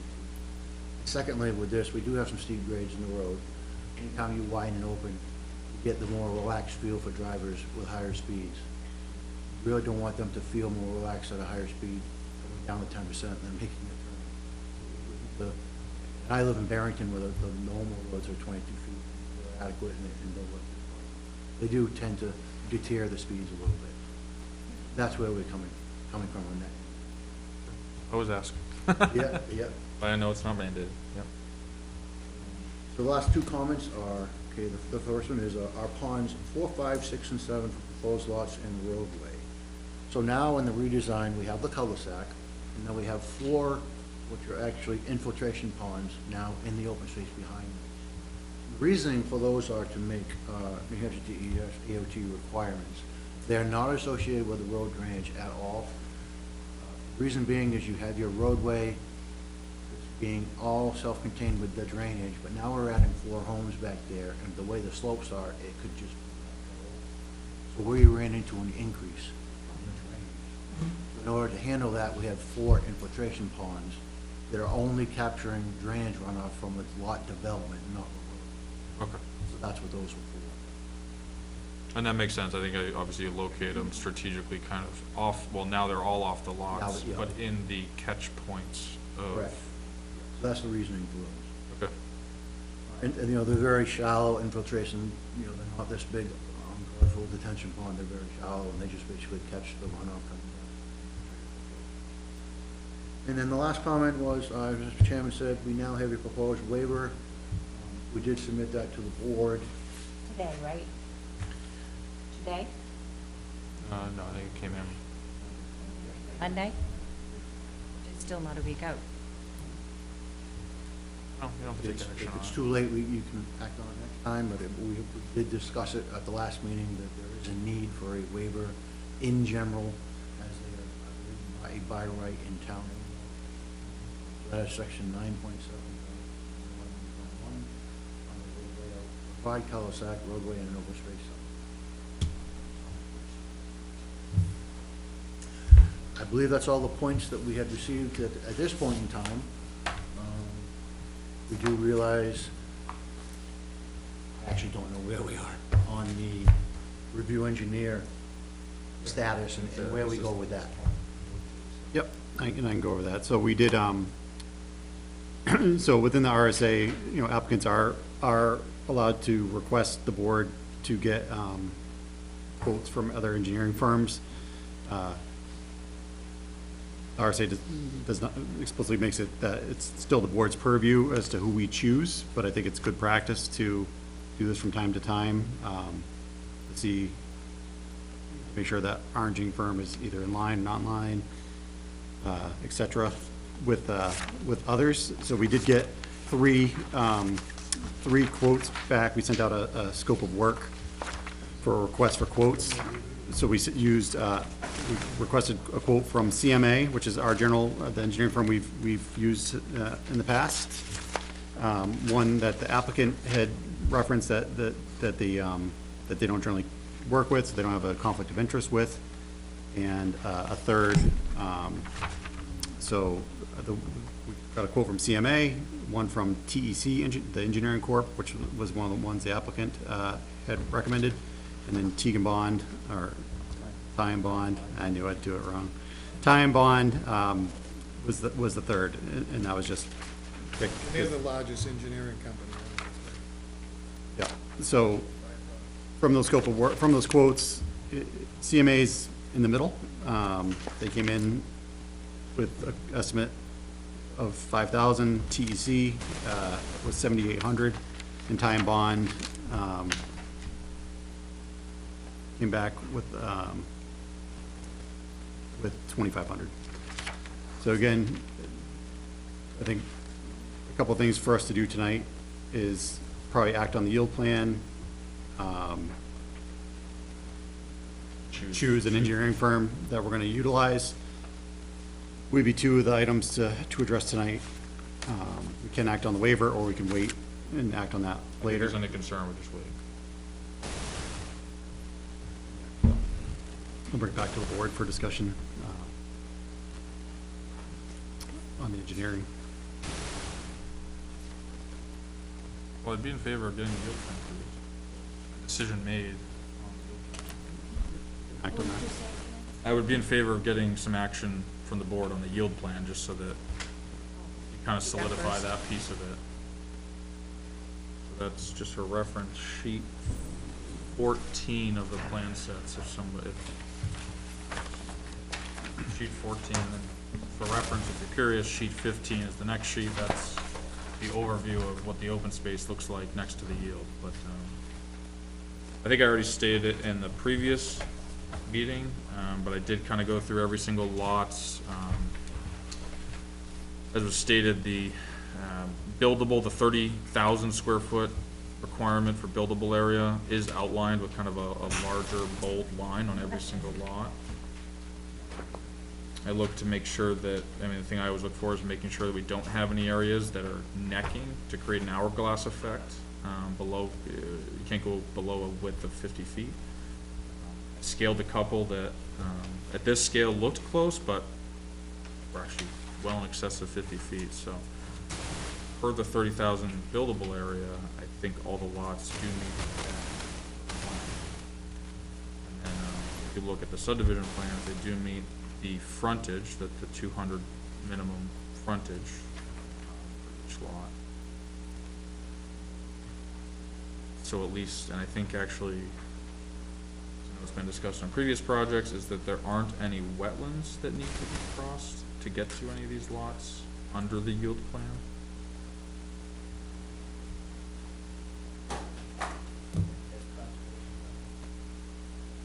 I don't think so. Have you presented it to Conservation Commission as of yet? No. So the open space, that's usually a part of, or if there's sensitive areas, it's usually something the board requests. We'll have to make that request. That's something we're looking for. I think anytime we're in open space development with open space designated, it's The other item I don't want to miss tonight too is if, I know there was talk about a site walk at some point. I don't know if we got anywhere on that, but that would be another piece that I think. because of the DRI, we just chose not to. I think that would be another piece that'd be beneficial to, if the board is looking to do a site walk on this, would be to try to schedule that tonight as well. We talked about having whoever the designer so that they see the site. Yeah, that makes sense. Yep. I guess my takeaway is that per the requirements of the OSD, that they need to show a yield plan that meets conventional subdivision. My take is that it does meet our defined requirements for lot sizing, frontage, and all the dimensional requirements, buildable. So, and again, it's for the purpose of the yield plan.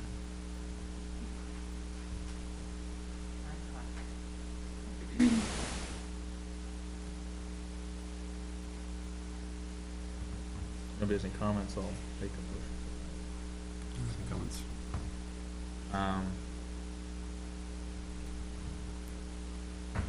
So for, I'll just reference, so again, for this case, 24002 SUB, Falzone, Raymond Road, I'll make a motion that we approve the yield plan as presented. I'll second. Motion by Mr. McKinnon, a second by Mr. Moran, to approve the yield plan as presented. Any further discussion on that? All those in favor, please say aye. Aye. Aye. All opposed? Any abstentions? You're voting for it, for the yield plan? That motion carries 6-1-0. So we can, at this point, I guess, we also have a public hearing that's been continued, so I can open up the public hearing to take some additional comment. Again, we're still waiting on comments back through the DRI process, but there won't be a final decision made tonight, but we can reopen the public hearing in case there's anybody here that would like to speak tonight, either for or against, or has general questions about the application that they haven't had a chance to voice yet. Yeah, I'll just ask you to come on up, if you don't mind, excuse me. And as a reminder, just speak your name and address, and then please direct your comments to the towards the board. Nate Burnett's 205 Raymond Road. First, I just wanted to get clarification in regards to approving the yield plan. One, was there consideration to opening public hearing prior to taking that vote? And then two, what can you expand on your thoughts around the involvement of the Conservation Commission? You know, kind of like where their work to review the project would sort of fit in within your work. I also wanted to make a comment kind of on the topic that Teresa Bascom brought up. I personally think open space developments are great. I'm glad that that's the direction the project's going. I think something that is really important, and developers have discretion, whether it's open space or standard subdivision, on how they go about working with the land. These are still like large pieces of land. I mean, not large by maybe Nottingham standards, but large in general. And developers can choose to clear cut or to be more selective and leave more trees. The more trees that are left on the lots in the area that's being developed, that benefits the environment. It's better for drainage and a variety of other things.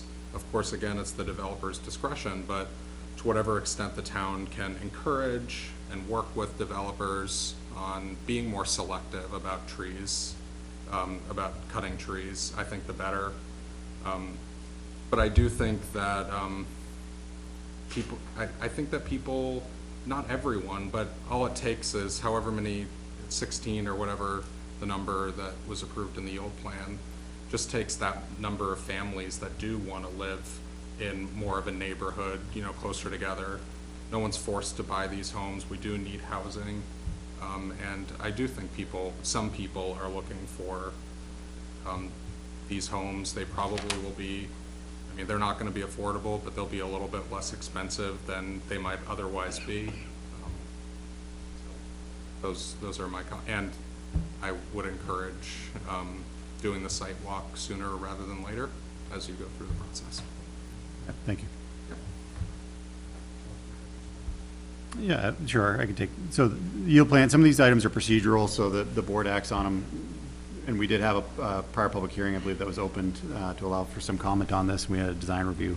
But some items are procedural, meaning they're kind of the will of the board before we get into further discussions and into public hearings. But, and then about the selective tree cutting, I think what we've experienced, and the applicant can speak towards this when they come back up, is that they're generally also in favor of leaving up, certain trees and more items. Obviously they have to remove quite a bit to put in roadways, improvements. With our new subdivisions, they require underground utilities, so that also has a requirement to remove and disturb some more areas. But then they also go through the state alteration of terrain permitting process, which I think, looks to limit some of that. This application prevents you from cutting the trees on the lot line unless you include it in your disturbance. Yeah, and one of my comments previously was, I believe, a good chunk of this parcel, and maybe not, the applicant could confirm, but a large chunk of this parcel falls within a shoreline water quality protection area, so that's probably gonna be looked at by DES for their purview, which will also kind of put some limitations on disturbance and removals. I think, did I touch on all? The Concom. Oh, Concom. Yeah, so in some parts of our subdivision regulations, we have areas where it says shall meet with Concom, so that means we're gonna definitely send it there because it's shall. The Conservation Commission's piece on it, I can definitely let Ms. Mooney speak a little bit more. The CUP. But they're kind of town's experts on a lot of things environmental, so there's a lot of individuals on that committee, our commission, that we're wetland scientists or people very familiar with wetlands, plant scientists. So they bring another piece of information back to the board. It doesn't cost the applicant money, doesn't cost the town money, but it allows us to more in-depth review the plan. Ms. Mooney's on the Conservation Commission, that's why I'm leaning towards her to see if I missed any. Yes, we have certainly worked with the planning board in the past on these types of developments that are in areas of sensitive natural history, including endangered species, protected species, steep slopes, which are beneficial for certain mammals, as we will mention. And other critical items that we embrace and treasure here in Nottingham. So we're looking forward to working with this applicant at our next conservation meeting, that fits into their schedule. Any other questions, comments? Come on up. Jim Stevens, 13 Doloff Dam Road. With the extent of steep slopes throughout this development, I'm curious if the methodology or removal, it's brought up in the subdivision plans, that needs to be presented. I'm not sure, I haven't seen where that's been presented at all yet as far as management to those. I know at the first meeting, I had asked about blasting. There was a brief comment that there shouldn't be blasting or minimal blasting. And so that's a real concern with the dam. And that's going to happen without that methodology being presented on how the site is going to be developed and blasting is needed. What are the steps? What's the protection that myself as an abutter and the town have? That's the case. It's great to hear the environmental impact study is occurring, so I was very happy to hear that. It's a pretty pristine habitat that's up there now. Want to maintain as much of that as possible, so appreciate it. Thank you. So I'll let the applicant, when they get back up, discuss again if there's any kind of proposed blasting. They do, in general, when roads are proposed or lots are proposed, part of the test pits that are done are often done, you have test pits done within proposed 4K areas, which are the septic areas, to ensure permeability. But you also have it done usually along roadway corridors, because again, I think that, applicants usually they wanna know too, if there's ledge and things like that, or bedrock that they're gonna encounter, cause that's gonna make their project much more expensive, but I'll let them specifically speak towards some of that, when they come back up. Any other, public comment or questions? And again, this case, because of we're still waiting on some information and we have engineering review, this will be continued again, so there'll be another chance for the public hearing to be opened again, so, as we get more information. So I'm gonna go ahead and close the public hearing. So it was opened at 8:46 and it's closed at 8:55. All right, if you wouldn't mind, could you, I think you might have addressed it previously, but can you just speak about any plans for if there may be blasting that's already known or anticipated? Steep slope Or, protection. you know, steep slope. Sure. Sure. Obviously, by looking at the plans, we've done a number of test bits on the site. We went relatively deep because we knew there was some pretty good cuts on the site. Where the deepest area are, mostly towards the highest portions, there was no ledge at all found.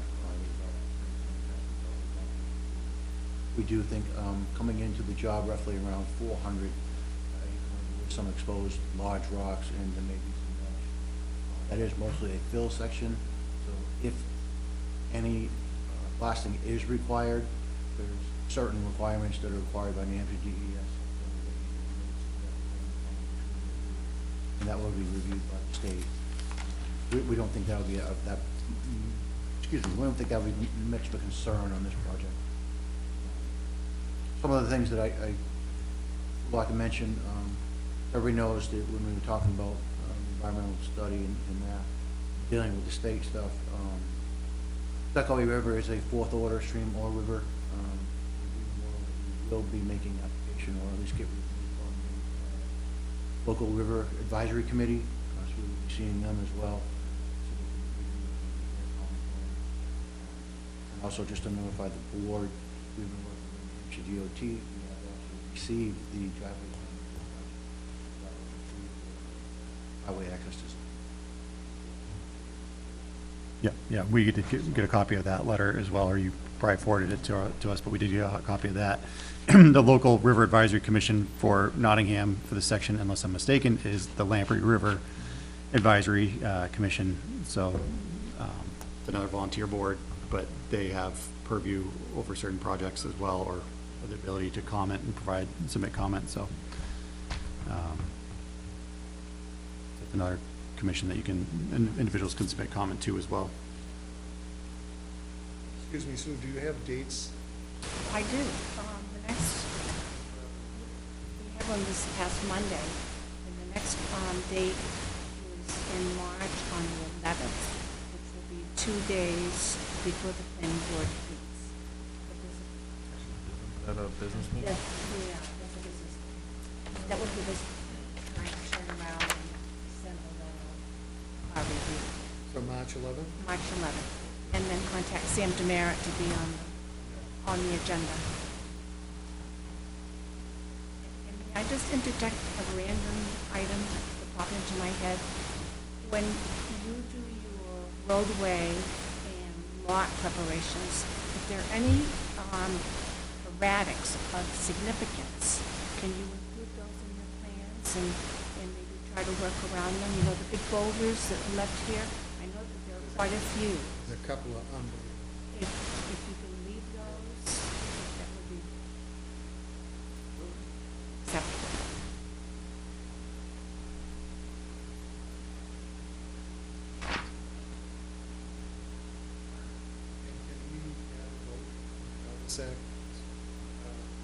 waiver's not gonna be any different.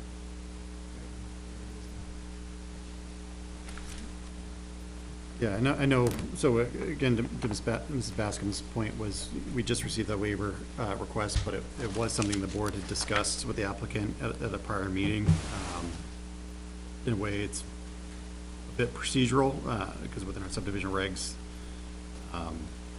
we allow them, but we require a waiver to be requested for it. So it's up to the board. I'll let the board make that decision. I don't see any harm in enacting on that tonight? You saying the waiver request? Yep. But they did know about it, and they got all this other stuff to us the week ahead, so I don't understand.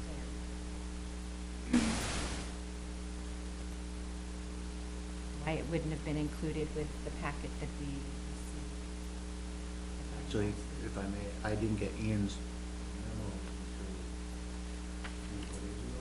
Yeah, because there was an issue with my email getting the comments, but to Ed's point, I think it was, we did discuss it at the previous meeting, so. I look at it as more too as, this layout is not going to do anything but a cul-de-sac. We require a cul-de-sac on a dead-end road. It is to be honest, I think I've said it in previous meetings, it's kind of a weird requirement that we require a waiver for it, yet we kind of encourage it by our regulations. We don't allow T intersections and hammerheads, that kind of thing. Right. It's a weird requirement. So we should take care of it. There's a number of things, I've counted a number of things like that,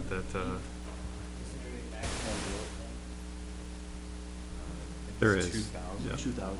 2,000 feet, yeah, so we do limit our length. Yeah, I think, actually, we try not to give waivers for that, so.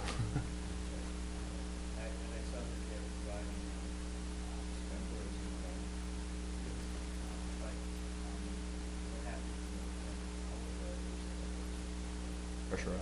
They're pressurized, yeah. Yeah, that was, we had the fire chief, the interim fire chief, I don't know if it's what the title is, but, was in here previously to discuss cisterns and things of that nature, and that was one of the questions, was how do those actually work, and they're, they have nothing to do with the power, it's a pressurized system that, gravity fed, basically.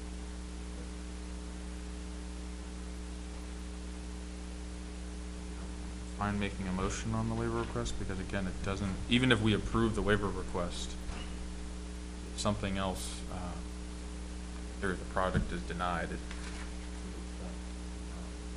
actually, they can't build the dead-end road without it, if you look at our regulations. I'll put a motion out there and the board discuss it. I'll make a motion that we approve the waiver request from section 9.7.1.1 of the subdivision regulations, specifically requiring a waiver request for the use of a cul-de-sac on a dead-end road. Second. Motion by Mr. McKinnon, and a second by Mr. Davies. Any further discussion? All those in favor, please say aye. Aye. All those opposed? Does it matter? It does. It doesn't. You gotta choose one. Gotta have a vote, but, so, whatever you want, abstention for or against.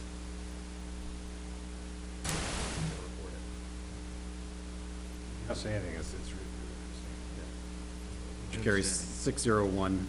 What I'm saying is it favor. doesn't matter because. no, it doesn't, because 6 is, you know, 4. Exactly. Yeah. That's what I was saying. No, I got you. So, site walk and engineering? Correct on both. Yep, so, setting a date for a site walk, again, I would put that out at least a few weeks to allow for whichever engineering firm we choose to have enough time to be notified. Just send someone to be there as well, so. I don't necessarily know that within our scope of work that it included, You could ask for authorization. you know, that it included a site walk, so. We sent out our end, so It's like a request for, put together like a scope to send to these companies that we've never really worked with before, and we didn't include that as a bullet item. When you guys talk at times, you jump to a different thing, what do we jump to? So, Sorry. here, you're kind of like, well, what So the hell when are I'm you talking about now? with our scope of work that we sent out for quotes for engineering firms to give us back to review the subdivision plans, I don't think in there, but attend a site walk, so we can let them know, and they'll either charge extra or, you know, yeah.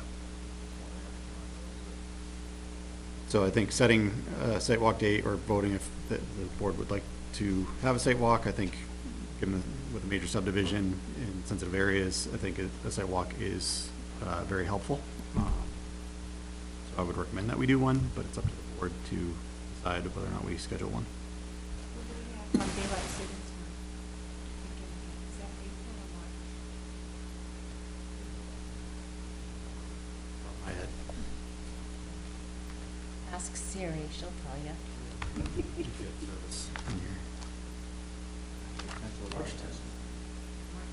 Oh, wow. Thought it was March this year. Oh, yeah, I see. It's an hour of my birthday. You also have to consider too, the fact that some of the members that are sitting here now might not be here. Because there's 2 vacancies open for this board. So we should schedule it for after elections. So when you schedule it, it might be conflicting with your. Anybody writes in, It's whatever, just, You're right, it's a risk we'll have to kind of take, I think, because the way, because even I might not be sitting here.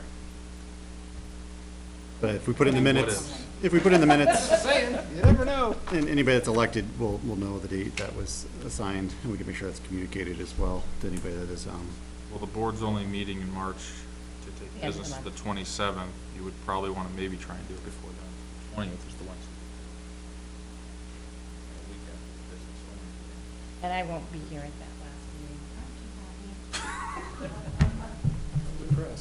I'm sure. so March 20th is a date that was thrown out, that's a Wednesday. We could do a weekend if people prefer, we try to have that balance with life. It's a large lot, so I don't know how long it would take to walk.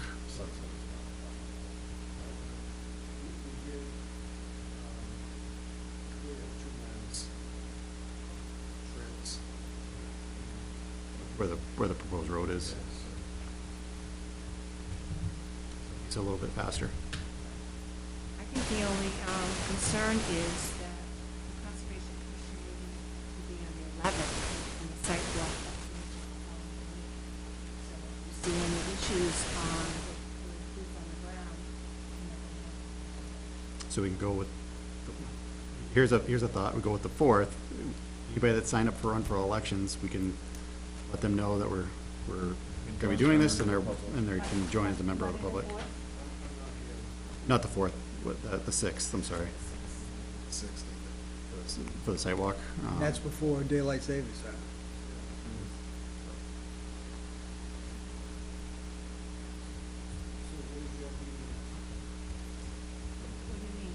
What do you mean? When, next meeting. Oh, no. That's the 11th. Oh, after that. In April. Once, I'm sorry. Ed, I will be here. So, There's an eclipse happening in Burlington, Vermont, and I'm not gonna be yeah. here. Not even. So maybe In light of daylight savings. in light of daylight savings time and the fact that we would like to hold it prior to the Conservation Commission's meeting, Yes. I would recommend a weekend day to allow for enough daylight. So, You might also be concerned about parking. March 9th, Saturday. Park. Same in gravel. Oh, there's that big turnoff. Turn off down the way. Yeah, there's a Or big. walking, I mean, Turnoff would fit. sure. but knowing where to park would be, yes, because that's enough, doesn't try to designate the parking. Carpool.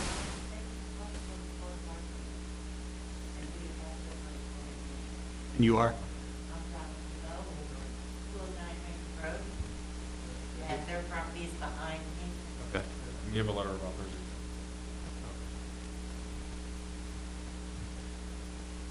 So if,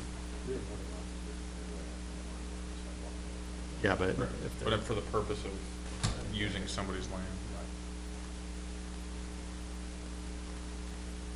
so what date are we on? March 9th. So March 9th, it's a Saturday, is that, would you or your representative, for you, be present for that?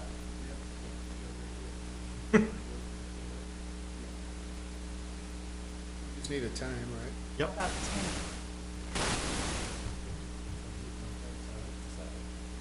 What time? 10 a.m.? Is that all right? Totally It's gonna be fine. the 18-inch storm we get every year.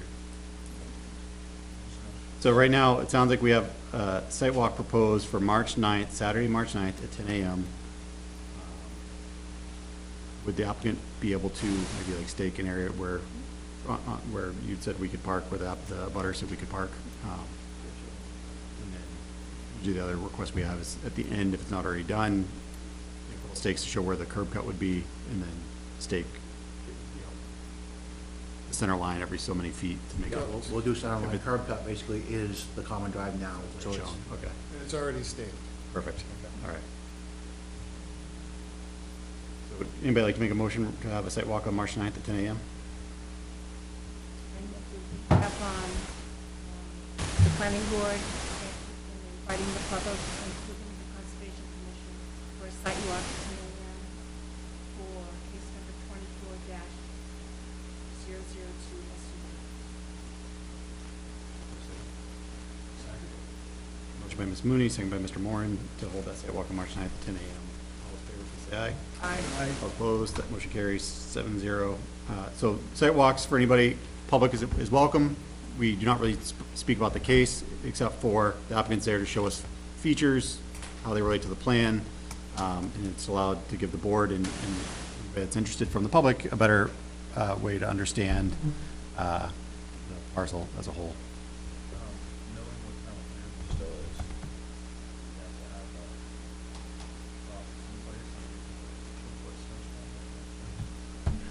Like the last one yesterday?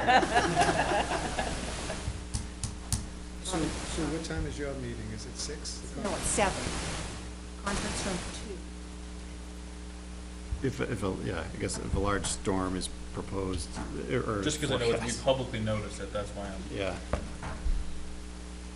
It doesn't hurt. But it'll just put it after the Concom meeting. Could we schedule The day after, the 11th? No, The 10th, I mean? no, because it's a Sunday. Wait a second. I understand what he's saying right now, but we've never stopped a site walk because of the hypothetical situation. If there was gonna be a bad thunderstorm happening at the time for a site walk. So why are we gonna make the exception for a snowstorm? Have a second date done? We've never put a second date out to my. Well, I think of it like when we do deliberative session, it's a publicly noticed meeting, and we have a snow date for the deliberative session. But that's, deliberative session's a little bit different than when we're talking about a Yeah, site but walk. it's a public notice, that's the whole point, it has to meet the public But it's notice. Sunday at 10. No, not on a Sunday. Church time. It's not a big deal. Make a date, fine, I just don't. I would recommend you not.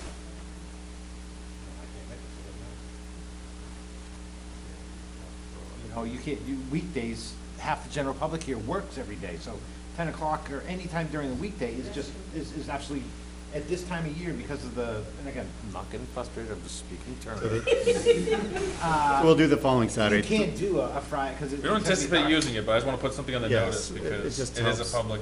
So 3/16. That's why I think It'll be after the Concom meeting, Yeah. but Yeah.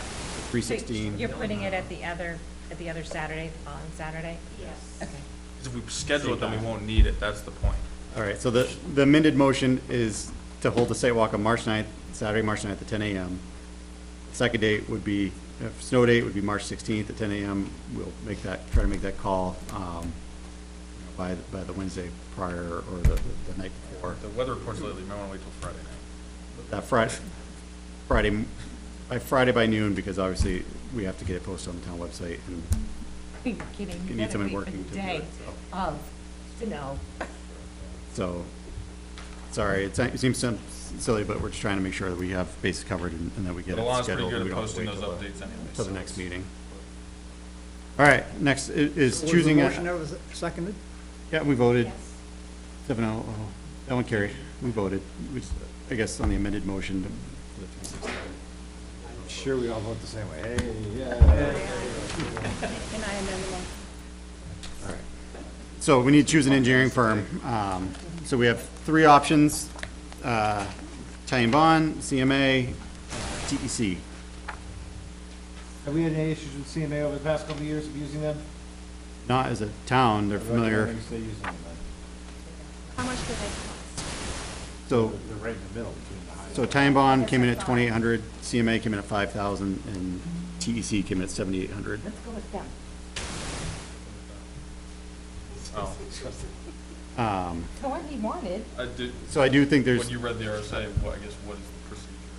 You still choose?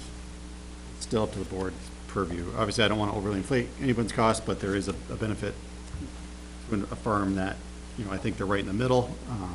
There's a benefit to a firm that is familiar with our town and our regulations and has done work for us already. But again, it's the board's decision. I think motion, who we choose is, at this point, would be appropriate.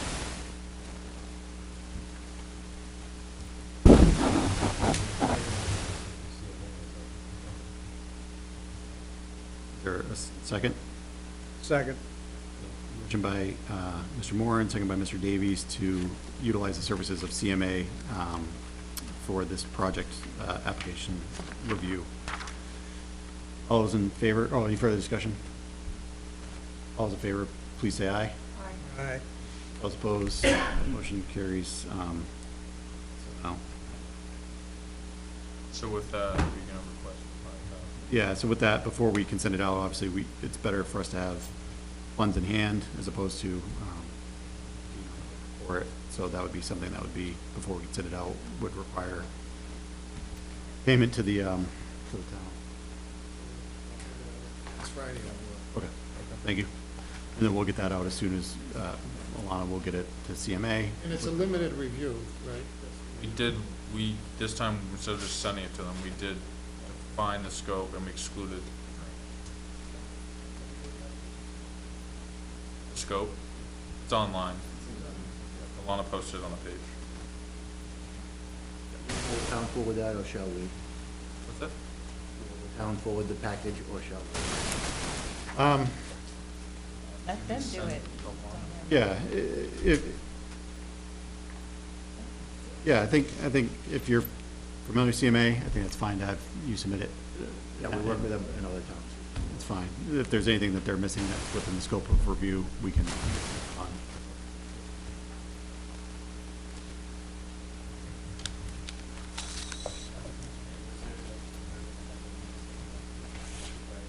CMA, yeah, we'll make sure that they're aware of the date of the site walk as well, so that they have the option to attend. They would attend. Encourage it. Urge it, yes. All right, so at this point, I think a motion to continue is probably in order, given what's our meeting time. The next meeting obviously makes no sense. The first meeting in March, that's a business meeting, is March 27th. After that, it would be our April meeting. April 10th would be our first. Is there a date that We should have the engineer. should be, if we have 30 days in between, more than 30 days, yes. There should be plenty of time for them to deliver that back. So that would be April? I know, March 27th. Oh. They say within 2 weeks of being authorized, so in theory, if they're authorized Friday or Monday. We should have response back in time for, we usually, like, 7 days, deliverables within 7 days, new deliverables, so March 20th would be a deliverable timeline. But that should be sufficient for both them and, you know, if you have any planned new deliverables to us. That date works, March 20th works, yeah. Continue case number 24-001 LLA and case number 24-002 SB to the March 27th meeting.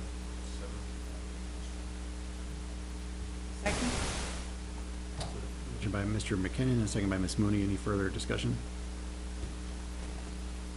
Seeing none, all those in favor, please say aye. Aye. All those opposed? Abstentions? Carries. I will not be here on the 27th, and you're not going to be a part of this. We're away.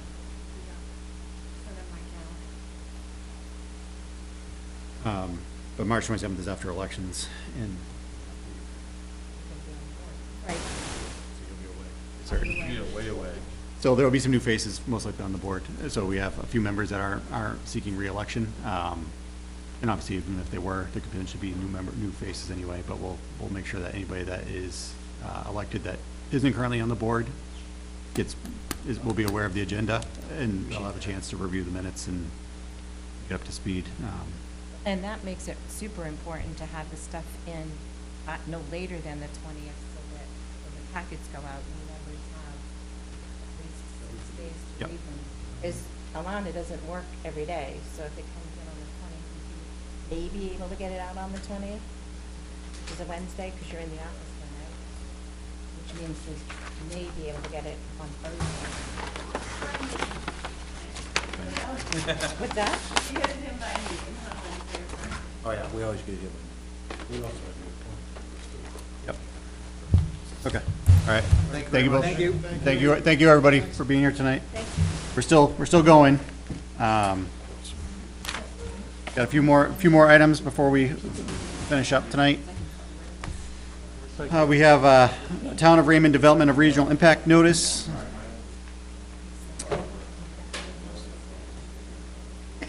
I don't know if anybody had a chance to look at this, but Hey, excuse me. sorry, yeah. I'll just throw it out there, I think this is the one. Martin Woods.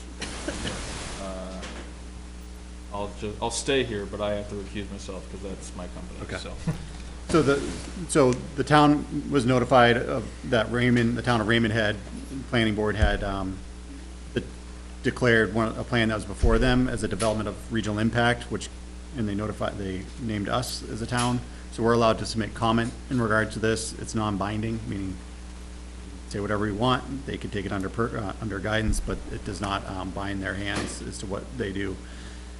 But it's a proposed development named Martin Woods, proposing a total of 296 dwelling units with clubhouse facilities, located on tax map 17, lots 66 and 82, and at 65 and 101 Batchelder Road within the town of Raymond.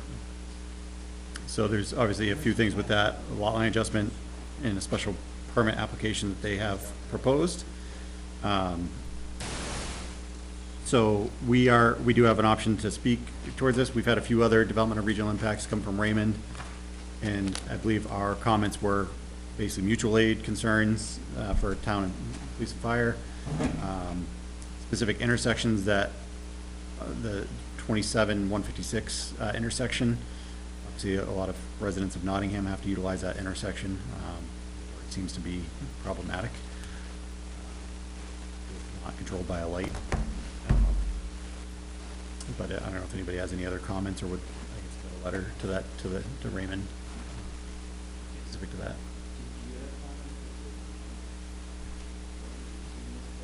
I did look at it, and the comment that I had, correct me if I'm wrong here, does an AOT permit require attenuation of the 50-year or 100-year storm? Contemplation of increasing to the 100, but So that would have been my comment, is for the board to consider suggesting attenuation.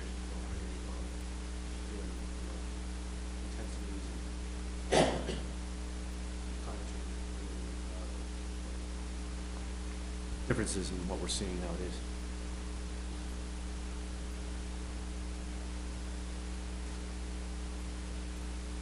All that rain we keep getting, my yard soaking wet. Well, and the fact that's, yeah, instead of an inch at a time, you get these 3, 4, 6 inches of. Yeah, I think even attenuation for 100 years is kind of difficult at this point because, yeah, the intensities are so off the charts. They come down at like 500-year storms, but they don't accumulate. Yeah. So we don't, this isn't generally a public hearing item where we open public hearing for this, but does anybody that's here want to speak, have a comment regarding? So does the board have, again, I can send a letter and kind of mimic what we've said in the past. Obviously, we try to have dark sky compliant lighting, to try to preserve the night skies, especially in that area. If it's park and that section. the intersection of 27 and 156 is a concern. You know, and again, potential impact for, you know, mutual aid for other services. High density development. Do we know, did you happen to say, and I missed, where this road is in relation to 107? I looked it up and I cannot remember off the top of my head. Is it Bachelor Road? Yes. Bachelor Road, it is It's on the other side of 101. The opposite side. opposite So it side of should not 101. be, That's how the road connects to exit 4. So it's not even near So it should not even 156 be. and 27. So it doesn't really impact that. that, So we wouldn't, I could pull out. and it's not gonna really impact Pawtuckaway, because it's too far away from that as well. Bisected by. I don't understand why they thought it was going to impact Nottingham. It's the amount of people and the amount of houses. And that was a concern that Jeremy brought up. Oh, instead of 101? Well, if they come I through agree. north, they may come through 4 and then come down on 56. They're crazy if they do instead of taking 93. That's like, So they do, Saying. when they declare, they send us the minutes and they Doesn't go everybody wanna go through category by every- category. Go through Nottingham. No, I'm just saying. So traffic generation was one of the items that triggered it. School impacts, but obviously that's not us. Road networks, they said no. Building size was no. Pollution, no. Water supply impacts, yes. Aquifers, yes. Aquifers at Exeter and Lamprey Rivers, which flow into Durham. Does it involve permitting for large groundwater withdrawal? Yes. Will it cause negative impacts to another community's municipal water supply? Yes, but they mentioned it's based off Exeter River flowing. Conservation lands, does it abut existing conservation lands? No. Economic impacts, yes. Emergency response, does it create significant increased demand for emergency services, including mutual aid from abutting communities? Yes. Yeah, that's a big impact. Historic cultural resources, no. Create any other regional impacts not listed? No. So did we get input then from police or fire because of them mentioning mutual aid? I did not receive. Would we not want to then, before you say something out? So I believe when the town gets notified of a development regional impact. Yeah, so it's the other departments. They didn't, So, Yeah, but you know, you think about it this way here. Any town that looks, it doesn't matter. They can't say, well, we don't want it because we don't want to participate in mutual aid. no. So it's, I mean, they're gonna participate no matter what the cause is. If Raymond calls, Nottingham's going with police and fire no matter what situation it is or where it's located. Same with Epping will be there, Fremont will be there, Chester will be there. Whatever they call for the amount of alarms, I don't see that our fire department needs or police department needs to communicate to whether they think they approve or disapprove of a subdivision. I'm not saying it's approval. I'm just bringing up a disapprove point, just of throwing the out my things. subdivision, but as much as saying, SAR, what you're looking at, and we see no issues with us being able to provide mutual aid, that's all. Yeah. Just that a recognition of the fact that, hey, there's this big development going out, and we need to be aware of where it's at, because we might be called out there, that's all. because I I see, just think it's a courtesy. yeah, and for me, I guess if there's no response, I could consider that means, silence means that there is no issue, whereas if there was a current staffing issue or anything like that, and there might be a problem with municipal aid, mutual aid, that they would indicate such. So again, you know, these are 260 plus units, were 296 dwelling units total. So again, those are 148 duplexes. That's how you get that number. It is, yeah. And again, where this is located, most likely the mutual aid's gonna be coming from. So on this, I can submit a letter, just say, you know, based on proximity and location, and you know, this board has no further, you know, stay silent, we don't have to submit comment. I would comment to them, just let them look at it, talk about Usually Say no thank them for. issues. it. Yeah, thanks for keeping us in the loop. All set. Anybody else have any thoughts on that? It's a significant distance away, right off of the, Arby's, that's a.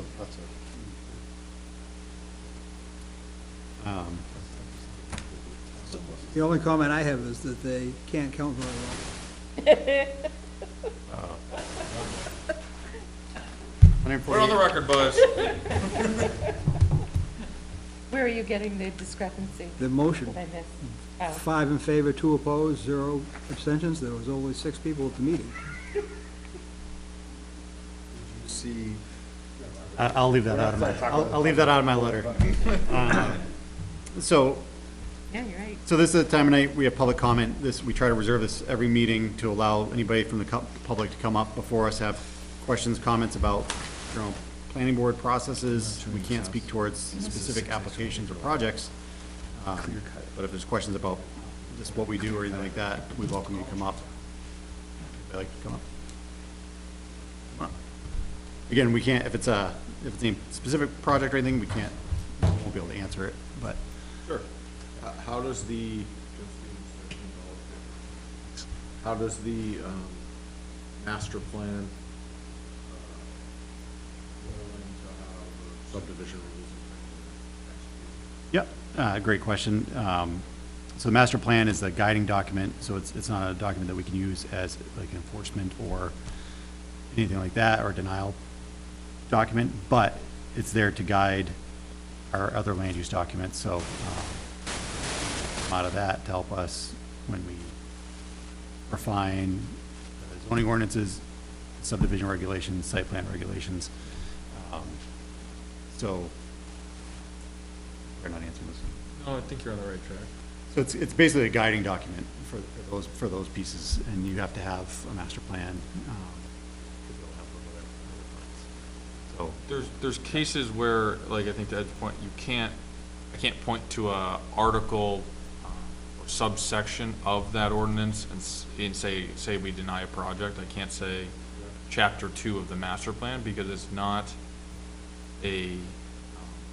much of a legal document where the site plan subdivision, so that's why, but and I have seen this in cases, it can be part of a justification if denial or somebody says, I don't want to vote for something because our master plan, if it's kind of at a high level, it can be used as a guidance document, but it generally can't be the only reason something is denied, but it's supposed to guide revisions to. That's why it's reviewed every, say, 10 years, and you use that and try and over the course of that life of it, try and bring the subdivision and site plan regulations better in line with what the intents, the master plan came up with for land use.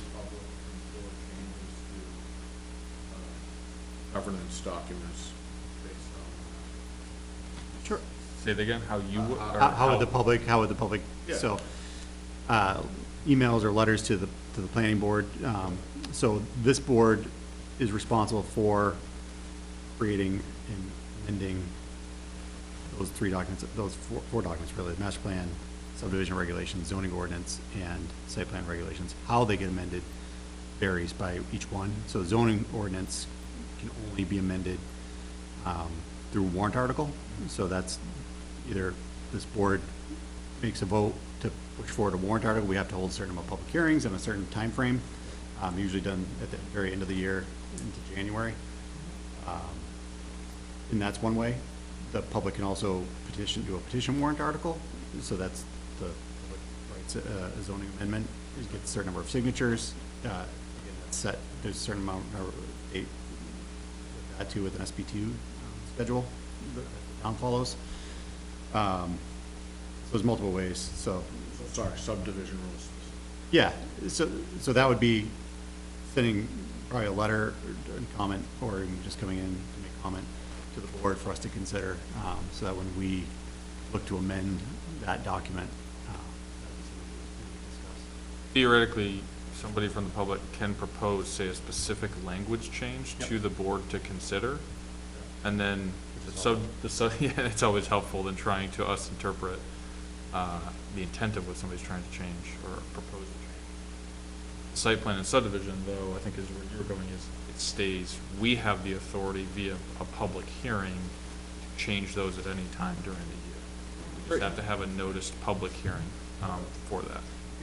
And on our agenda this year, actually, is to, we are looking to update those documents, subdivision regs and site plan regs. We know there's some items that are in there, it's just housekeeping, it's cleaning up, some items. Some other areas we've talked about potentially, bringing up to discuss, and that would be public hearing. Still be a public hearing for it, but then it's a vote by the board to, approve or amend it.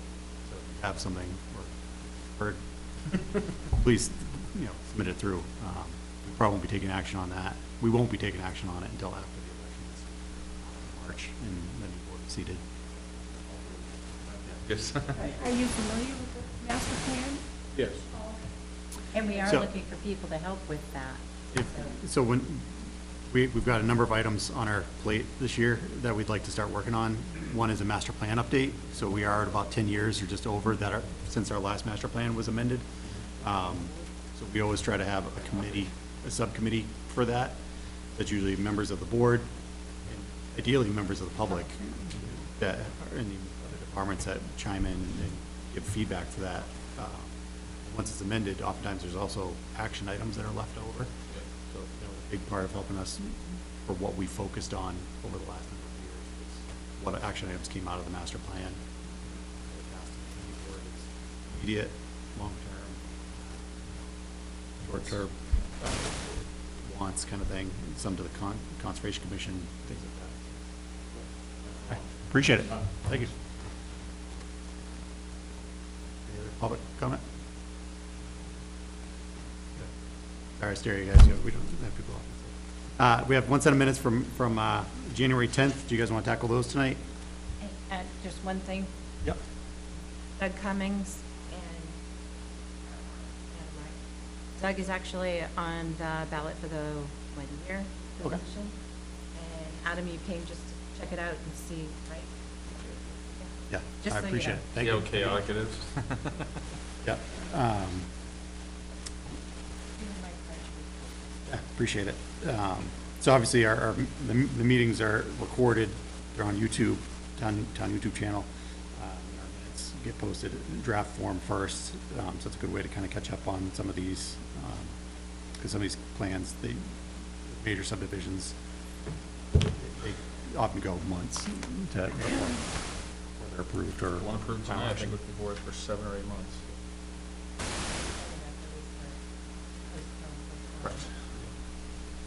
So we have one set of minutes from the 10th of January. Do you guys want to tackle these tonight? Accept the planning board minutes of January 10th, 2024. Second?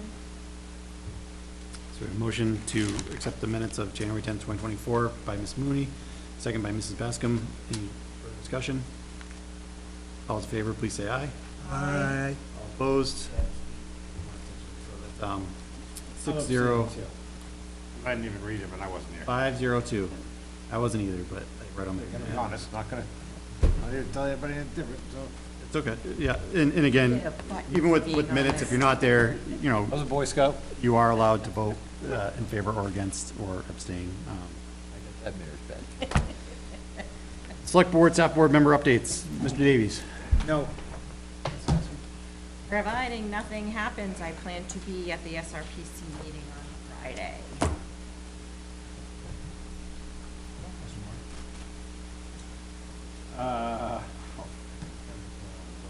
Finally got through the budget committee, that was good. All set for voting. Was depressing for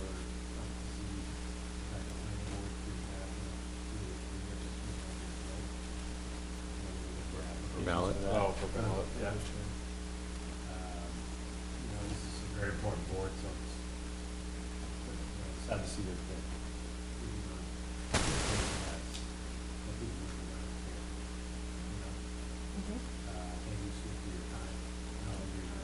Yes, we Seems like 17 years we've been appreciate sitting you. together. So you'll be definitely missed with you.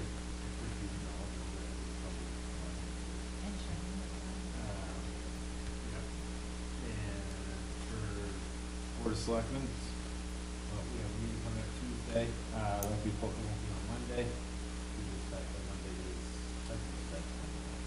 So we've posted the meeting for Tuesday.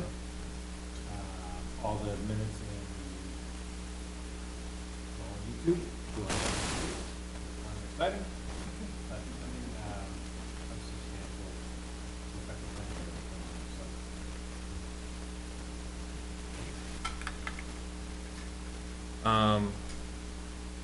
My only update is probably not the best timing for it, but I've talked to Ed in the past and John, but the meeting later this month will likely be my last meeting for a while.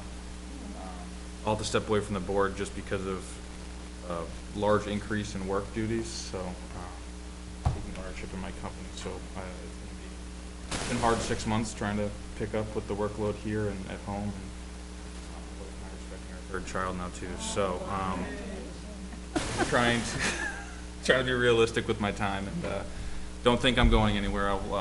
I considered trying to stay on, consider stepping down to the alternate side to reduce a little bit of the feeling of responsibility, but I think even then I would feel too obligated, so don't worry, I'll still keep tabs on the agenda. You might see my name with my address as public comment on applications in the future. I hope to, certainly it's something that's involved in my career, so I do hope in the future to be able to get back to it, because I'm sure, you know, but I have enjoyed, I don't even know how long it's been, 3, maybe almost 4 years now, so definitely noticed the burden on the board has increased greatly in these years, and to John's point, I know that the ballot positions, candidacies weren't filled, but I do encourage those that I do see a lot of public input on different media forms. I do encourage those who repeatedly involved. We want feedback. We want people to we'll have some positions to fill, and I'm going to talk to the board and join as an alternate. Facebook is great, but it's not a town monitored site, and you know, things that are said there don't carry over to the board because, you know, they have to be seen. But even then, it's not a. So it's a very informative board, to be honest. So, if you have comments about an application, it's best to send them in either email or in writing to the land use clerk, so we can consider them as part of the applications that were plans that we're seeing. But yeah, anyway, just appreciate the honesty and being honest with your time and everything, time that you do put into this. And I've been delaying it for 6 months, so. Yeah, but I'd rather have someone be honest about it, their commitments, and instead of non-compensated positions, so. I will say, this won't be the last of you likely see me on professional at some point, so. I know Ms. Anderson. Somebody could put a citizen position next year. Stipend. I'm back. I don't know if you can. Ed, I've got a Just throw it out question there. for you. Yes. Do you have, it's gonna be just the 3 of us with experience on this board, once he steps down, unless John comes, but let's see, with Charlene gone. SRPC is still gonna be part of the committee for getting guidance and stuff? Right now, I don't think we, or. Okay. Our plan. Oh.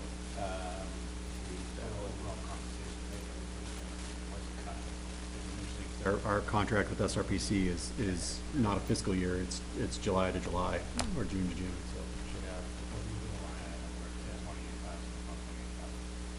so we're gonna, if we're not gonna be a dues paying member, which I don't know if that got cut as well. Definitely got dragged. So if we're not dues paying member, I expect our fee per hour to increase, because we get a discounted rate for SRPC, by being a dues paying member, so the number of hours we'll have available to us is gonna be reduced. So I guess that'll probably put something on the forefront that we've talked about adding fees to applicants for plan review and passing that cost back, so that'd be a way for us to make sure that we still have planning services, for plan review. You want to protect, charge you people more money. So, but with that said, does that mean then that we can initiate that this year if we don't have SRPC? Or do we Well, have we're to not- wait until Initiate next what? year? The Fee fee. changes? No, fee changes are anytime we propose them and the select board has to approve them. Okay, so And to post them online. I think that's something you should consider getting on PDQ. Yeah, and I don't even know if that will solve some of it. I guess it'll really depend on what we have for hours, but we usually maximize our, maxed out with our SRPC contract. Usually by the end of the year, we're coming up against our hours.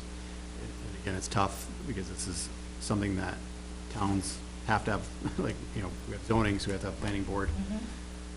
None of us get a stipend or salary. Years and for our civic duty, we all volunteered for this.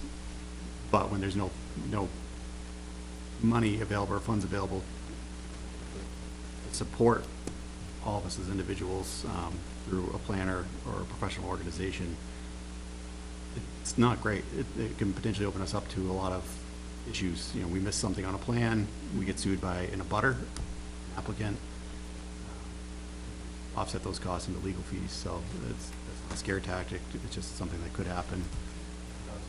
It's happened in other towns. So there are other monetary things that can happen when that's in certain areas. There's very few towns that don't have a planner. Either a contract planner, SRPC service, or an actual on-staff planner. Right, so when we're seeing development pressures, comment online about development and things like that, the support staff, it's gonna be very hard for us as a board to continue to meet our requirements for master plan, zoning updates, subdivision regs, impact fee updates and things of that nature. So we will look at ways to try to get around that. Yep. Yep. Ms. Anderson, I believe her term as the SRPC commissioner is up, so that'll be another one that we'll address probably at the March meeting when we elect officers.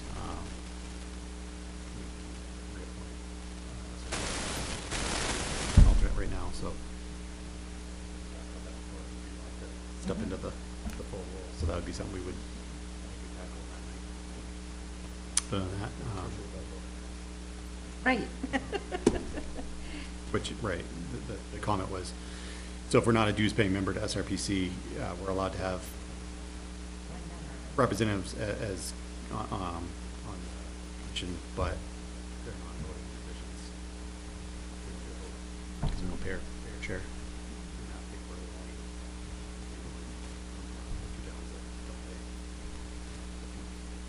Ms. Mooney? Got me for one more meeting. Yeah, not yet. Pending a snowstorm. One more meeting. I just wanted to give you notice. I don't want to scare you at the last meeting, then see ya.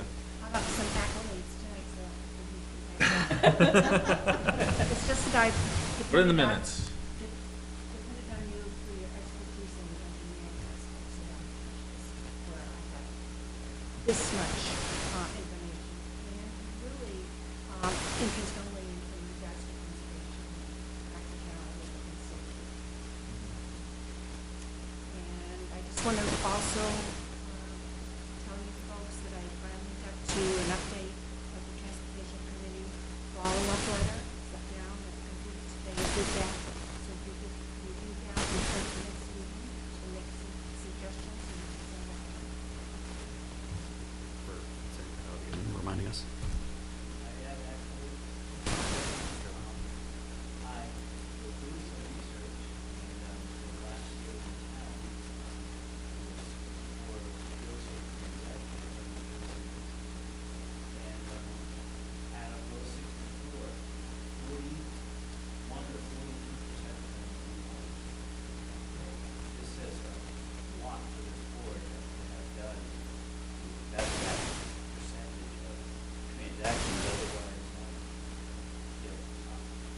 Otherwise, the market situation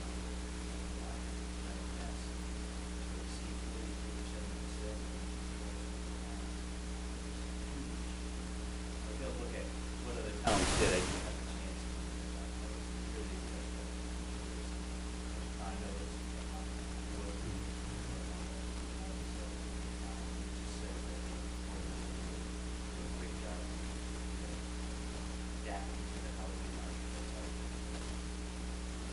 Yeah, and some of those are older, so again, obviously a subdivision, usually we get oftentimes a conceptual design review, so generally a multi-year process before a final approval comes through, and then some of those are built right away. We have other lots that, we subdivided, we approved subdivisions for that they just wanted to subdivide their properties and they didn't, result in any houses currently, but there's potential for future, so that's always trying to take into account. Thank you for that data. Yeah, sure.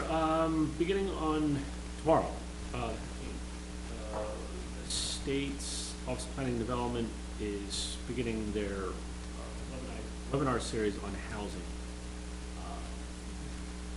What's that? Yeah. This is the lunchtime Thursday 12 to 1 webinar series that they do. Normally it's once a month. This one is going to be the 15th, the 22nd, the 29th, 7th, and the 14th of March. So it's going to be 5 individual pieces that make up a larger conversation around housing in New Hampshire. Trying to meet the demand. Speaking of that, so Office of Planning and Development used to be OSI, but anyway, they keep changing the it's online, it's free, it's a state website, and there's some guiding documents in there too if you're interested to read up on it. And then reading some recent cases of the New Hampshire Housing Appeals Board, interesting case in Epping with a very large proposed subdivision that the town had, the zoning board, I think, had denied a variance for, and the planning board may have denied something, and both were overturned by the appeals board, so. They approved a height variance, but they limited it to, they approved a height variance over 35 feet.